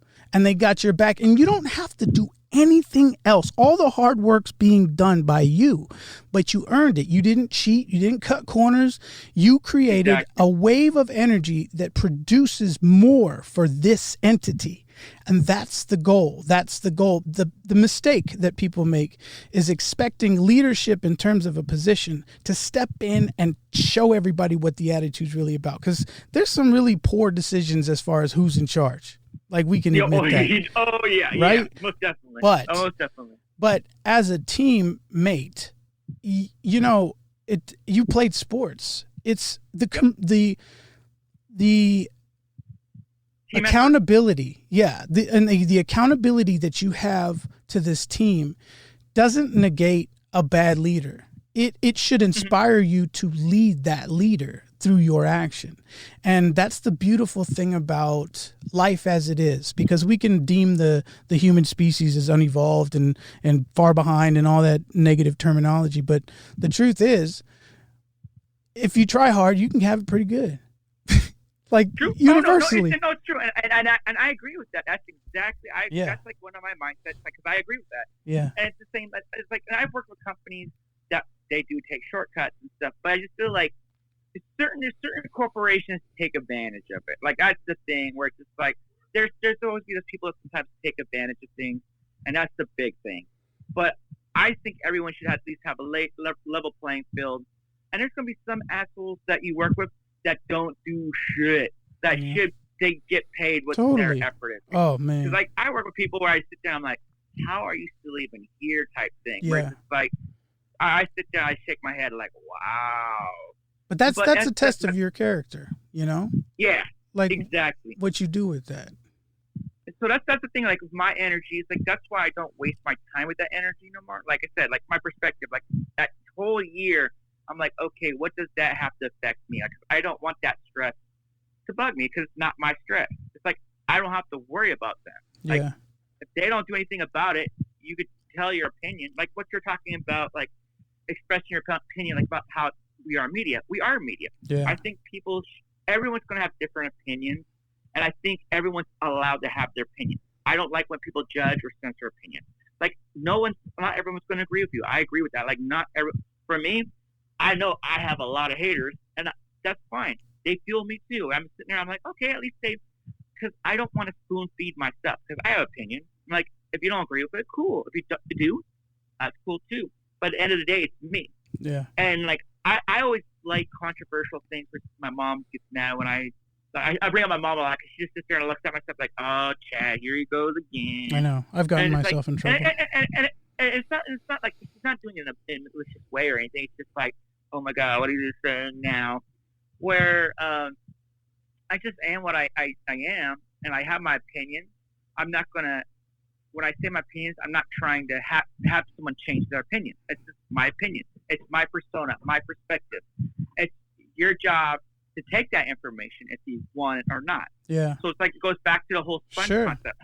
If you're like become a sponge, soak up everything you can and wring out what you don't need. So that's how I look at things. Where it's just like, and I guess I've been lucky because like even as a kid, I've always been like an old man in a kid's body. Sure, yeah. Where I'm just like I've always had that part of me where I was like, okay, I want to take as much information as I can, and just do what works for me. Yeah. So and a lot of people don't do that because for some reason our society, we're so into entitlement and being accepted. It's like, oh, I want to be accepted. I want to be like high school. It's like, oh, I want to be the popular kid. Oh, I want to be a jock. Oh, he's the nerd. Everyone's trying to like be accepted. Just be you. Be authentic. Yeah. That's the main thing a lot of people don't get. Where but we don't learn that till we get older, till we're too late. Yeah, that's the you thing don't. Where a lot of people don't really know what it means. Just like, yeah. Authentic to what? Like a Mexican? Like I'm supposed to speak Spanish? Like what the fuck is authentic for me? You know? I like grilled cheese sandwiches, not fucking chips and salsa and shit, you know? But you know what I'm saying? Like, here's the thing. Exactly. I want to just say, like, I admire your work, Chad. I admire your effort more so. I respect that you just fucking grind and you just go and you do. And to me, that's what it's about when it comes to observing someone else's voice in the media is like, you know what? If that works for you, cool. Like sometimes I'm not in the mood to look at your shit, so I just pass by it. You know what I mean? But that's my choice. But dude, that's like, I'm the same. I'm like, oh fuck, what did I write? and I know people do that shit with me. I don't have a shit ton of followers at all. I had been so much more concerned with that before than I am now. At this point now, this podcast is really for me to learn as much as I can about where my head is, because as I go out in the world and navigate these unpredictable roads, let's just say for the sake of this fucking podcast title, but as I navigate these roads out there in the world amidst essential and non-essential, quote unquote, and everybody's having their own translation of what this morphing is, because that's what it is, bro. And it wasn't just the virus, okay? It was this like Aztecian sort of like calendar type shit where the world will come apart in 2020. Well, guess what, motherfucker? Mentally, this shit is ripped to pieces. So, get back to the basics. Bust your ass. Work hard. You will get what you want. The universe will give you what you want. And even on the comment you're saying about followers and likes, that's once again, social media. Social media. It's not reality. Like, that's what cracks me up. It's like, oh, I have to, like, when people talk about followers, subscribers, and stuff, I'm not big into that. Like, or I sit down, I'm like, if people follow me, that's cool. But my thing is making personal connections. Like, I go out every day. When I go to Starbucks, I always meet, like, a couple of people. I listen to conversations. And then, like, oh, what you do? I'm like, you build connections, and those connections eventually will follow you. If you put something out there that's relatable, and authentic. I know I use that word a lot. Authentic, and it's just like a lot of people don't get that word. They don't want to see. That's what about social media I hate most. Where it's just like everyone's happy. It's that hot chick showing her chi-chis or something. Like, oh, look at me, I'm in Cancun, and it's just like we got this whole thing about influencers and celebrities and athletes. They're people want to strive to be them. Like, don't be them. Sure. That's what drives me nuts. Be yourself. Like, don't be them. Be yourself. Mm-hmm. They're just mouthpiece for corporations because they got put in that situation. They were lucky enough to find themselves in that opportunity and situation. Do what you want to do. Find your own segue type thing. Because, like, on Twitter, I'm more popular on Twitter than, say, Instagram. Because Instagram, I just post my jokes and memes. Sure. And that Twitter, I just do my promotion and stuff and make connect. Like, I make more connections on Twitter than Facebook. Like, actually, on Facebook, I have very limited friends on it. Like small friends, families, some business people that I know, collaborators. Yeah. But I keep that shit on private because Facebook becomes such a stupid tool where everyone's like, it's a reality. It's not reality. Social media, but it's just like you said, like when you said about the whole tool thing, put it away. That's a good thing. Cause like sometimes you have to put that away because it's just a tool. Yeah. And that's what it is. It's like, yes, it's like, but people like are on it like 8 hours a day, 10 hours a day. I might look like I'm on it on social media like that, but I'm not. I just stand, I'm like, okay, what are idiots saying today? Or like, and I put like, I'm just going to post a pic of me being a goofball. Like, I don't take it seriously where people like, some people religiously like make or break or like, oh, I want to be famous, this to be money. That they kill themselves over it, dude. Like, that's what kills them. Like, dude, go to a fucking Starbucks or meet people. Like, how do you think these people got noticed or became successful pre-social media? They went out there and put the work. They went out there to do live shows, went out to do films. They went to film festivals, like all these different things. But now everything's like, well, right now because of COVID, it's a whole different thing. Yeah. But people went out there and put themselves out there, put the work in. They were like, okay, communication. It's not like now it's just like, it's easy to take a selfie and be like, oh, look at me. I that's just like one of the things. That's like one of my pet peeves where it's like, not like making it negative, where it's, I sit there, I'm like, oh, look at me, I'm by the beach. Like, don't be wrong. I love looking at these chicks with their, boobs hanging out, whatever. I'm like, whatever, okay, like, double tap. But I'm like, do you think everybody's got their own unique reason for putting a picture of themselves online, or do you think it's generally the same needy, insecure notion? And where do we draw the line? That question is twofold because one, it is that kind of needy validation. Like people want to be liked. They want that because it's in our nature that we want to be accepted. We want to be liked. We want to have some sort. There's nothing wrong with that. Yeah. Like shoot, like if I have a chick that I like, if she thinks I'm cute, if she thinks I was cute, I'd be like, oh yeah, sure, all right, validation. Yeah, yeah. But there's nothing wrong with validation or acceptance and stuff. There's nothing wrong with that. But going over it like that, you need it. That's your lifeblood. You need it to be happy. That's not good. Like people go for that's the second fold where it's like people are doing it because it's trendy. They want to have more like to do. Let's say for example, you're living next door to someone, and that next person buys this really expensive, sweet ass car, and you're like, look at this. This is my new ass car. And the person going to get like, oh, why did Bob next door got a new car? I want that. He looks happy. I want that. It's just like, so it's just like, that's not happiness. That's just envy, entitlement, and like jealousy. Like that's what it is. It's like they're thinking these materialistic things is going to make them happy.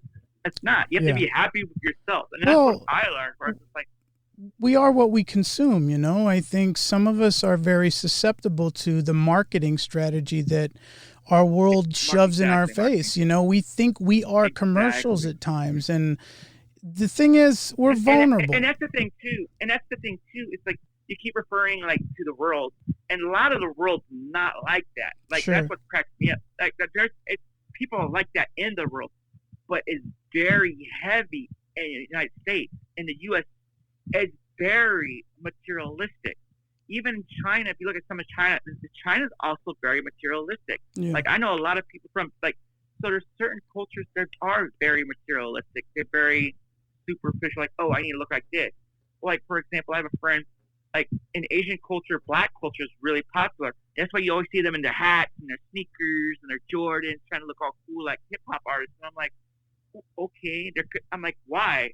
I'm like, I'm not saying like wear like a rice hat or something, you know, like type thing. I know that sounds racist, but I'm not saying to be racist. I'm like, that's not what Asia is or African culture or anything like that. But I sit and I look at like, come on, be yourself.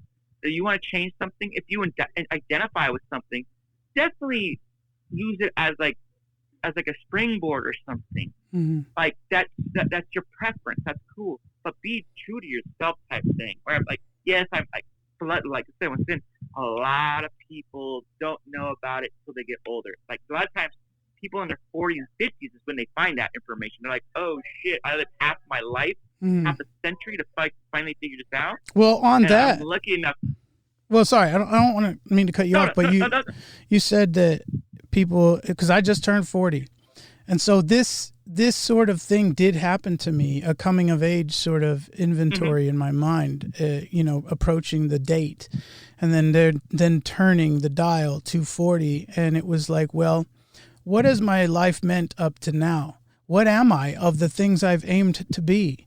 And you just sort of categorize all your goals, your successes, your failures, and like it's just this biological process. It may seem like it's a human thing, but it's also a chemical thing. Like your mind is affecting your body and vice versa. But the whole point is like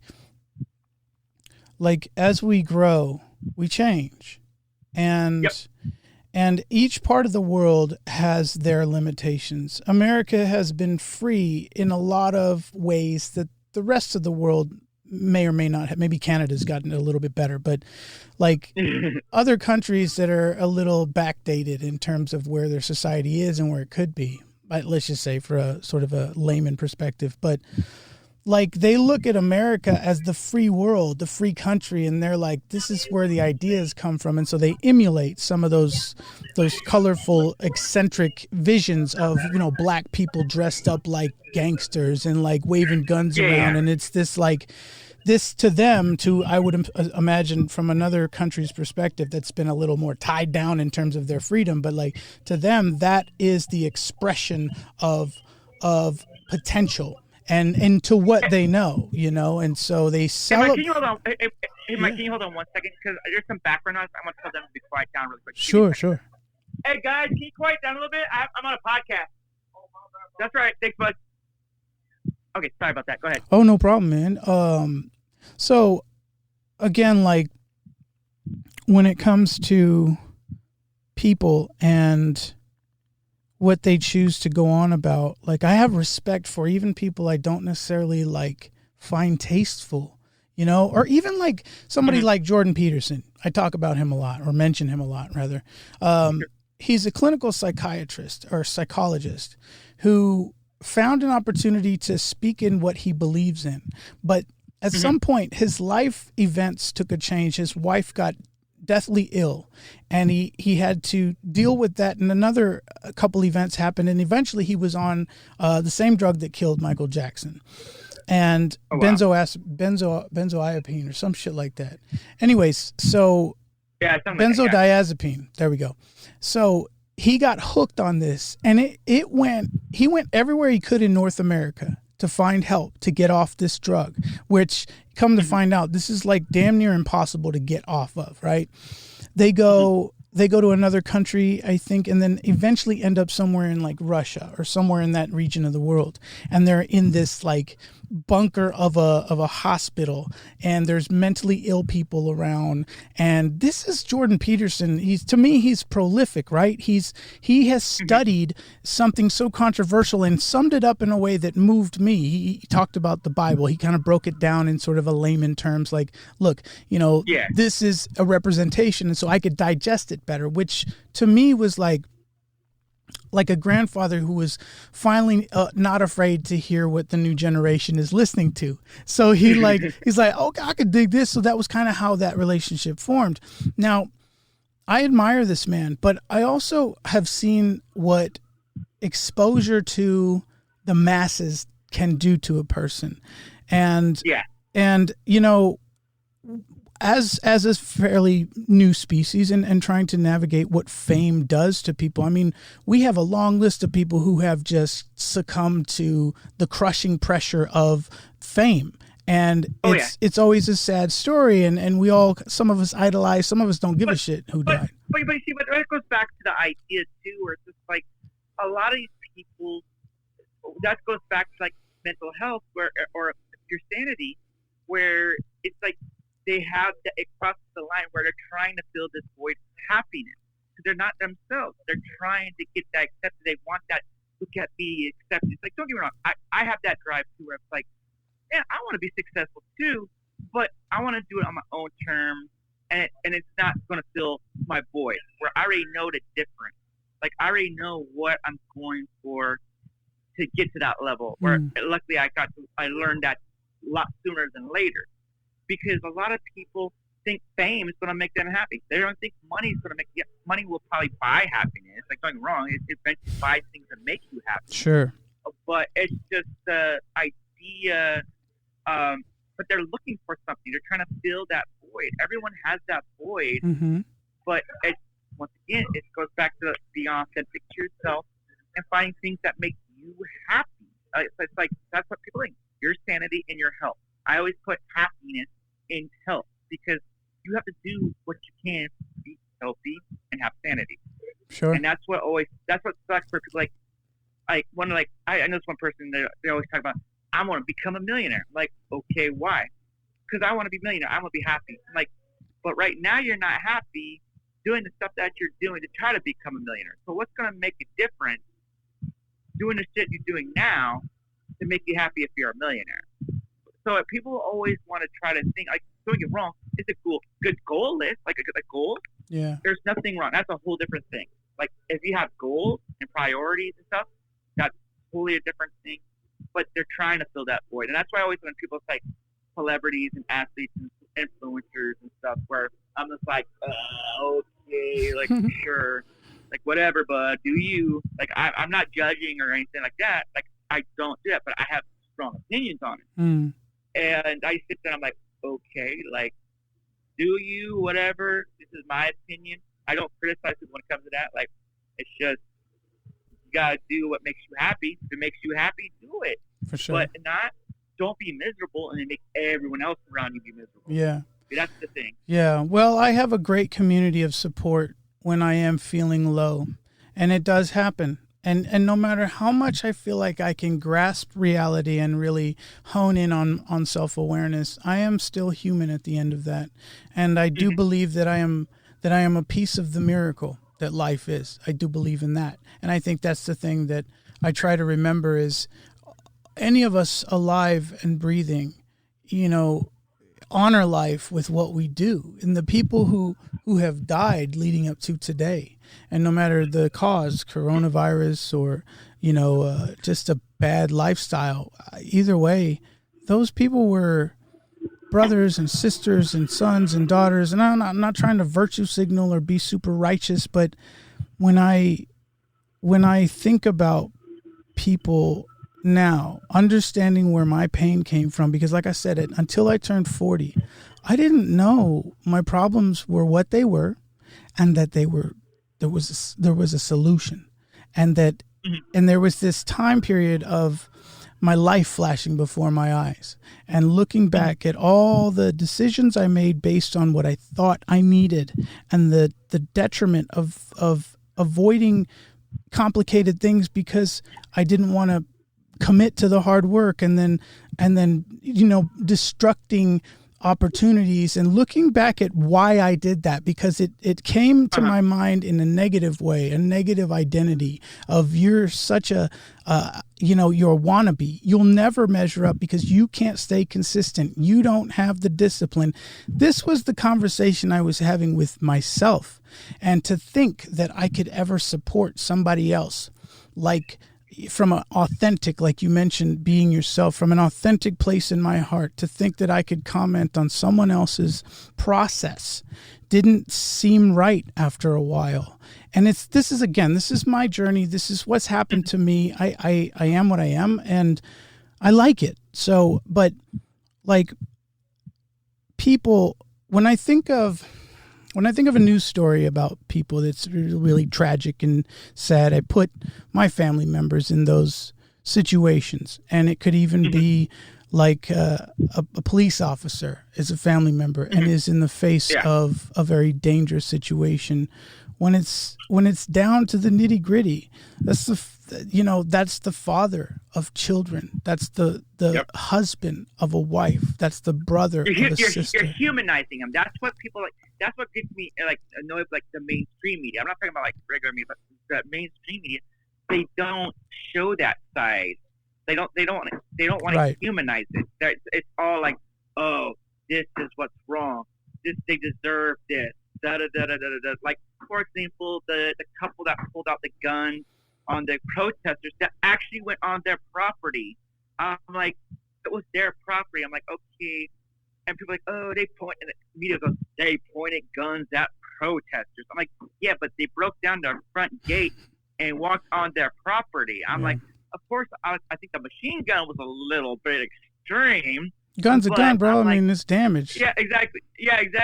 I'm like, but I was sitting there, I'm like, wow. I'm like, people are like, but they keep calling them Karens or white privilege. I'm like, yeah, it's a $3 million house they were living in, and they had 100-something protesters going on their property. And like, of course, they don't want someone to freaking break their property. And everyone's like, well, life is more important than money. Like, yeah, but actions have consequences. That's how I look at it. I'm like, actions will always have consequences, but everyone wants to make an excuse for it. Like, they're both flip side of the coin. They're both wrong. But like I said, once again, that was someone else's property, and people don't mention that. They don't mention it. They're like, oh, poor protesters. I'm like, they broke their gate and went on their property. Well, angry people like to be in a mob, you know? They like to mob together. It justifies their voice, you know? It's like, well, obviously I'm not alone. We're doing something about this, you know? But when you negate safety for the sake of screaming and yelling, you know, you said money is... Life is more important than money. Yeah, what's funny is money will always be here. You gonna die. Exactly.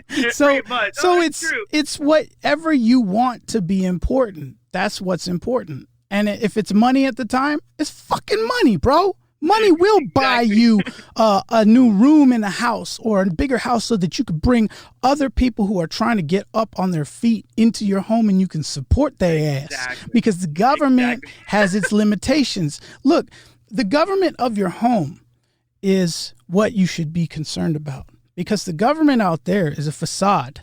It's a show. Anybody who's in politics that deep is not a person anymore in terms of how they look at the world. They're a person in terms of a piece of the puzzle being moved around by the waves of energy caused by pain, suffering, and misunderstanding and outdated fucking policies, right? That's the voice.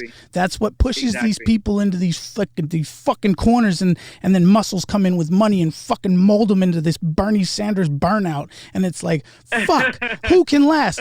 There's the thing, bro. Bernie Sanders has been there screaming and yelling from the fucking beginning. We all agree. We see that, right? In the history books. That motherfucker's out. No one can go in there without being chewed up by this fucking machine and spit out. So what does that mean? Don't even fucking try, bro. Don't try. Get your ass together, get your life together, and get involved. Get involved in the city. Get it if you're really concerned, because I talk a lot. Exactly, community. That's exactly about the community. Mm-hmm. It's like that's why I was like, this one person was like, oh yeah, F the government. Da-da-da. Like, no, focus on the community, because if everyone focused on a community-based level, it's all from up there. Like, I feel like it's building blocks, because every community is different. Like, that's what I always like. After I sit there and I'm like looking at things like, no, everything starts from the top down. Like, no, everything from the bottom up. There's, like I said, a hierarchy. Yep. Yes, there's different systems and whatnot, but it needs to be community based, because every community has different needs. Agreed. Because so let's take downtown Sacramento, right? It is a culture of its own. There are many homes that don't have air conditioning. There are alleyways shared by neighbors. You're on top of each other in some degree, but you're surrounded by trees and beautiful structures in the city and art. And so we find things important that other cities may not. And what our culture means to us, how we interpret the world through the city we move through, is what to consider when we're trying to, set parameters on a society. Is like, what's your city about? What you like? What do you not like? And what do you all agree on? And it is like a breakdown of systems. So again, the media is a facade. It's a show. And this is the truth. Media is not bad. It's you and I can decide what goes out. And that's the win, is like, and it's true. It's like anything, like even as a stand-up comic and stuff like that, where I put out the information that I want to put out. Like, that's the thing where it's just like, I just do what I do, I guess. Sure, but do it. That's the thing is, you're still young. I'm still fucking young, bro. There's some elder out there talking shit about me like, that motherfucker don't know shit. He don't know what he's doing. But there's also people who are like, he's working. He's working towards something. He's gonna do it. Exactly. He's staying consistent. There's discipline. There's foundational work that across the board, people who've made it or people who've tried to make it all understand there's a fucking grind, there's a sacrifice, and it's a balancing act. And sometimes you're not a pretty picture, and if anybody paints you as otherwise, that's their fucking business. But to you, I say, dude, like, don't take my perspective in a way that I'm trying to tell you don't do things right. Oh, no. You know what I mean? No. But I just want to make that clear, because I think sometimes when I listen to myself talk, I'm like, I feel like I'm trying to preach something. But truthfully, I'm just anxious to share. Good sense. No, because like, you're making sense. Like, everyone has the right of their opinions and voice. I'm not going to judge someone's perspective or anything, because your perspective is different than mine. That's why I like about like these podcasts, or when I go to Starbucks, I always use that as a thing where I meet other people. Yeah, it's just like, we have to wear face masks and whatnot, but it's still, you're getting other perspectives. I always like that, because everyone's life, I guess that's the artist side of me, the creative side of me, where I'm lucky enough, and I'm grateful for it, where I get to hear other people's stories. Mm-hmm. Like, I go on this walk, and I see this homeless guy every time. Like, I've lived in Valley Village now for almost 7 years. And I always see the same homeless guys. And I would see how their day goes, and I talk to them and listen to their perspective. And these guys are homeless. They live in this area for almost 7 years. So it's just sit there and you listen to their stories and how they talk about the transits come from, like, downtown LA. They get on the bus and they try to come here to the Valley to steal shit and head back to downtown LA. And they're very protective of their shit. They actually see homeless people that don't belong here they'll fight you and get you out. They're like, no, this is our community, or no, you don't belong in this community. Like, it's really like, so you listen to these different perspectives and stories, and I think that's what life should be about: communication, stories, and, like, our perspectives and our opinions. We're basically there to entertain. Like, I always like, we're entertainment. Like, even if it doesn't make sense, I always say my life is like Andy Kaufman, where it's like a performance piece. Yeah, I like it. That's what I mean. Like, you're experimenting in your own way. This is a big fucking science experiment that we're all a part of, and you're lucky enough to be one of the 4 million sperm, or however many sperm you wrote in on, to fucking breathe it in. Like, how the fuck? It's so funny because it is such a miracle to just open your eyes and let light in. It's such a miracle to see light move through, objects in the room and change. And like, we take that for granted. We take colors for granted, and we take air for granted. The ground, the society that we have built, the community that we've built ain't that bad. Shit. Some of this shit works really well. And so, like, you're a stop and smell the flowers kind of guy. That's how I am as well. I think, you're just at a different point in your research. You've got other interests in mind. And I think that's important to understand, is like, the material that you comment on has a deeper interest in you. You're trying to throw shit against the wall and look at it. And that's what you're urging other people to do is, hey, look at this shit, bro. Like, you say this, but here's this. What now? And you're looking for that rhetoric to represent this more secure future. This agreement. Exactly. And you nailed it on the head, where it's just like, I don't like to, I'm very anti people censoring and labeling things. I want people to see information and stuff where it's just like, okay, look at it at a different angle, because everything is two sides of a coin. Like, that's what people don't get, because like, everyone's like, take a chord, like, oh, it's just a head, oh, tails, head, tails. Like, no, look at both of them. Change your perspective, because there's so many different things. And that's why I do a lot of that, my comedy stuff, and like, even like my mom and my friends, my close friends that aren't in the business, that keep me grounded even, because like, I have to have friends who are in the business, because in this business, in show business, people are they have their own agendas. Like, I always laugh. I was like, there's 3 types of people in this business that you have to watch out for, which is the fakes, the flakes, and the sharks. Because it's just like they're fake friends or flaky friends, or they're sharks just waiting for you to bleed and just like take everything. So it's just like, people just need to figure that out. And especially with my comedy, because everyone's like, oh, you hate Newsom, da-da-da-da.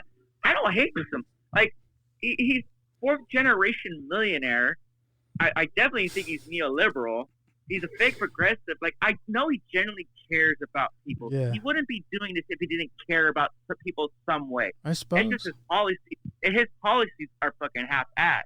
Makes him look like an ass clown. Yeah. And then Mayor Garcetti. Now, on the flip side, Mayor Garcetti, he's a piece of shit individual. Like, he is trash. I always call him a Mexican Jew Italian Hitler. Good Lord. Good Lord, that's a loaded statement. All right. Like, and I take that to the grave, man, because he talks about, like, back in 2018, LA had this thing, the homeless was so bad, rats were getting people typhus, bro. Like a medieval fucking age disease, getting typhus. And he goes around like, oh, I'm going to help the homeless, da-da-da-da-da-da. And then, like, he did his interview, and then 5 minutes after he left, he told Caltrans to knock this whole, like, encampment down. And I'm like, I was like, wow. Yeah. And then it's just like, this guy's like a cum dumpster fire, as I explained. It's like, good Lord. You got some colorful words in there. I'm a master of words. Cum dumpster. What in the heavens is it? It's a cum dumpster, my lord. Cum dumpster on fire. It's not just a clever name. That's what she does. How about that? All my ex-girlfriends, all I want to do. Oh, Lord have mercy. You are living alone. I can tell that for sure. Right? Pretty much. People like, all my female friends like, huh? I wonder why you're single as fuck. Like, Oh, no, don't Chad. judge me. Oh man. Well, you know what? Take it easy with this one you're in love with. Take it easy. Oh yeah, right. Man. Right. You're a beautiful man. I really hope that you get in a good relationship with somebody that takes care of you and accepts you and fucking celebrates you, man. Well, yeah, it's like, once again, it's like back to the whole validation thing. I'm like, I have no problem if I don't get married or have kids. It's not like my Sure. end all be end thing where I'm just like, I just want to do what I want to do, light some garbage cans on fire, kick it over, and see what happens. For sure, like, man. Where I'm like, it's like I want to I don't care about legacy. I just want to live my life. Like I said, with my perspective. Like I said, I work as a comedian. I write, I direct, I produce, I podcast. Like I'm just like, I just here to entertain and do dick and fart jokes or something like. Fantastic. You know, like, well, it is what it is. And I wanna kind of cut it short here in a little bit. I know that I mentioned talking about more about your experience down there in LA, and I'd like to leave that for just an invitation to come back and to tell Oh yeah, me, most definitely. tell Yeah, me definitely, stories. bro. Yeah. Yeah, I got a shitload of those. Yeah, definitely. And then celebrity stories and stuff like that. Like the idea was that I've known a number of people to move to LA for the sake of a career in entertainment. I'm assuming that's what you, okay. Yeah, well, yeah, because you can't do so much only in Sacramento in the Bay Area. Sure. But I've experienced enough friendships going down there, and then I don't know what transpires. I know of one guy who went and came back and has his experience, but it's one of those things when you decide to get into acting, it's just automatic. Like, you going to LA? And it's like, but for what? They can come to me type shit, if it gets good enough. And it's like, well, some people just have to go and get it. And that's cool. Exactly. And I admire that about what you and some other friends have done. It's just strapped up your boots and said, fuck it, let's go see what happens. And that's amazing. You've earned the credibility that you seek, my friend, by simply Awesome. having an adventure. Yeah. So good for you. I think I'll just ask a question and then we'll go from there. What the fuck? My fucking battery says my battery's dying. It's tripping. And it's plugged in. Oh, there we go. Anyways, I think because it's like sucking the power. Technology's like, haha, fuck you guys. Yeah. It's a conspiracy. It's a user problem. I know it's me. It always is. It always is. It's like Epstein didn't kill himself. What do you see? Obviously, he didn't kill himself. Well, he did. Right, exactly. I mean, he did put himself in this predicament. Oh, yeah. So he did effectively kill himself. Yeah. But whatever, man. On with the next head. Let's get Prince in there and fuck him up. Yeah, it's pretty grotesque, man, when you think about that part of how the levels can get in terms of success. Oh, yeah. Powerful people, man. Yeah. It's just like some people, like, yeah, it's bad. Yeah. Okay, so what was the question? But anyways, what do you love the most about deciding to move to LA to pursue what you're pursuing so far? Wow, that's a good question. Wow, that's a really good question. Because I'm like, my personality, I hate the sun, I hate the beach. I'm like, but it's just the hustle and bustle. There's so many people. I like that. I've always been a city person, but you could also be a city person in San Francisco, Seattle. Like, I'm more like, my type is more of a Seattle weather type person. Sure. Even though I'm from Northern California. The Latinas and the food. Can't forget Fair that. enough, man. And it's like, that's the big plus there. That's Okay. the big plus of living down here. Fair enough, man. I'm happy for you. Like I said, I know it's not your priority, but I know the value of having a good friend who has your back and helps you pursue those things you love. And I think you deserve that and more, man. So good luck to you. Enjoy your modalities, man. Like, I'll be watching you. And definitely, man. Yeah, next time we'll make it a point to just crack a few jokes and fuck with some shit. Like, I got some stories that you're gonna love about LA. I have a lot. Like, just gotta remind me, but oh man, dude. Yeah. So many of them. I'll turn on the critique and just fucking lap it up with you. We'll talk shit. I won't try to send my, God bless us all kind of message. We'll let the deviant out. Sitting around a campfire. Yeah, man. Like, oh yeah. Yeah. We'll have some fun, bro. I like your sense of humor. I like your art. Keep doing what you're doing, brother. I appreciate the call. Sweet. Really do. Awesome, big bud. Yeah, no worries, right. man. Later.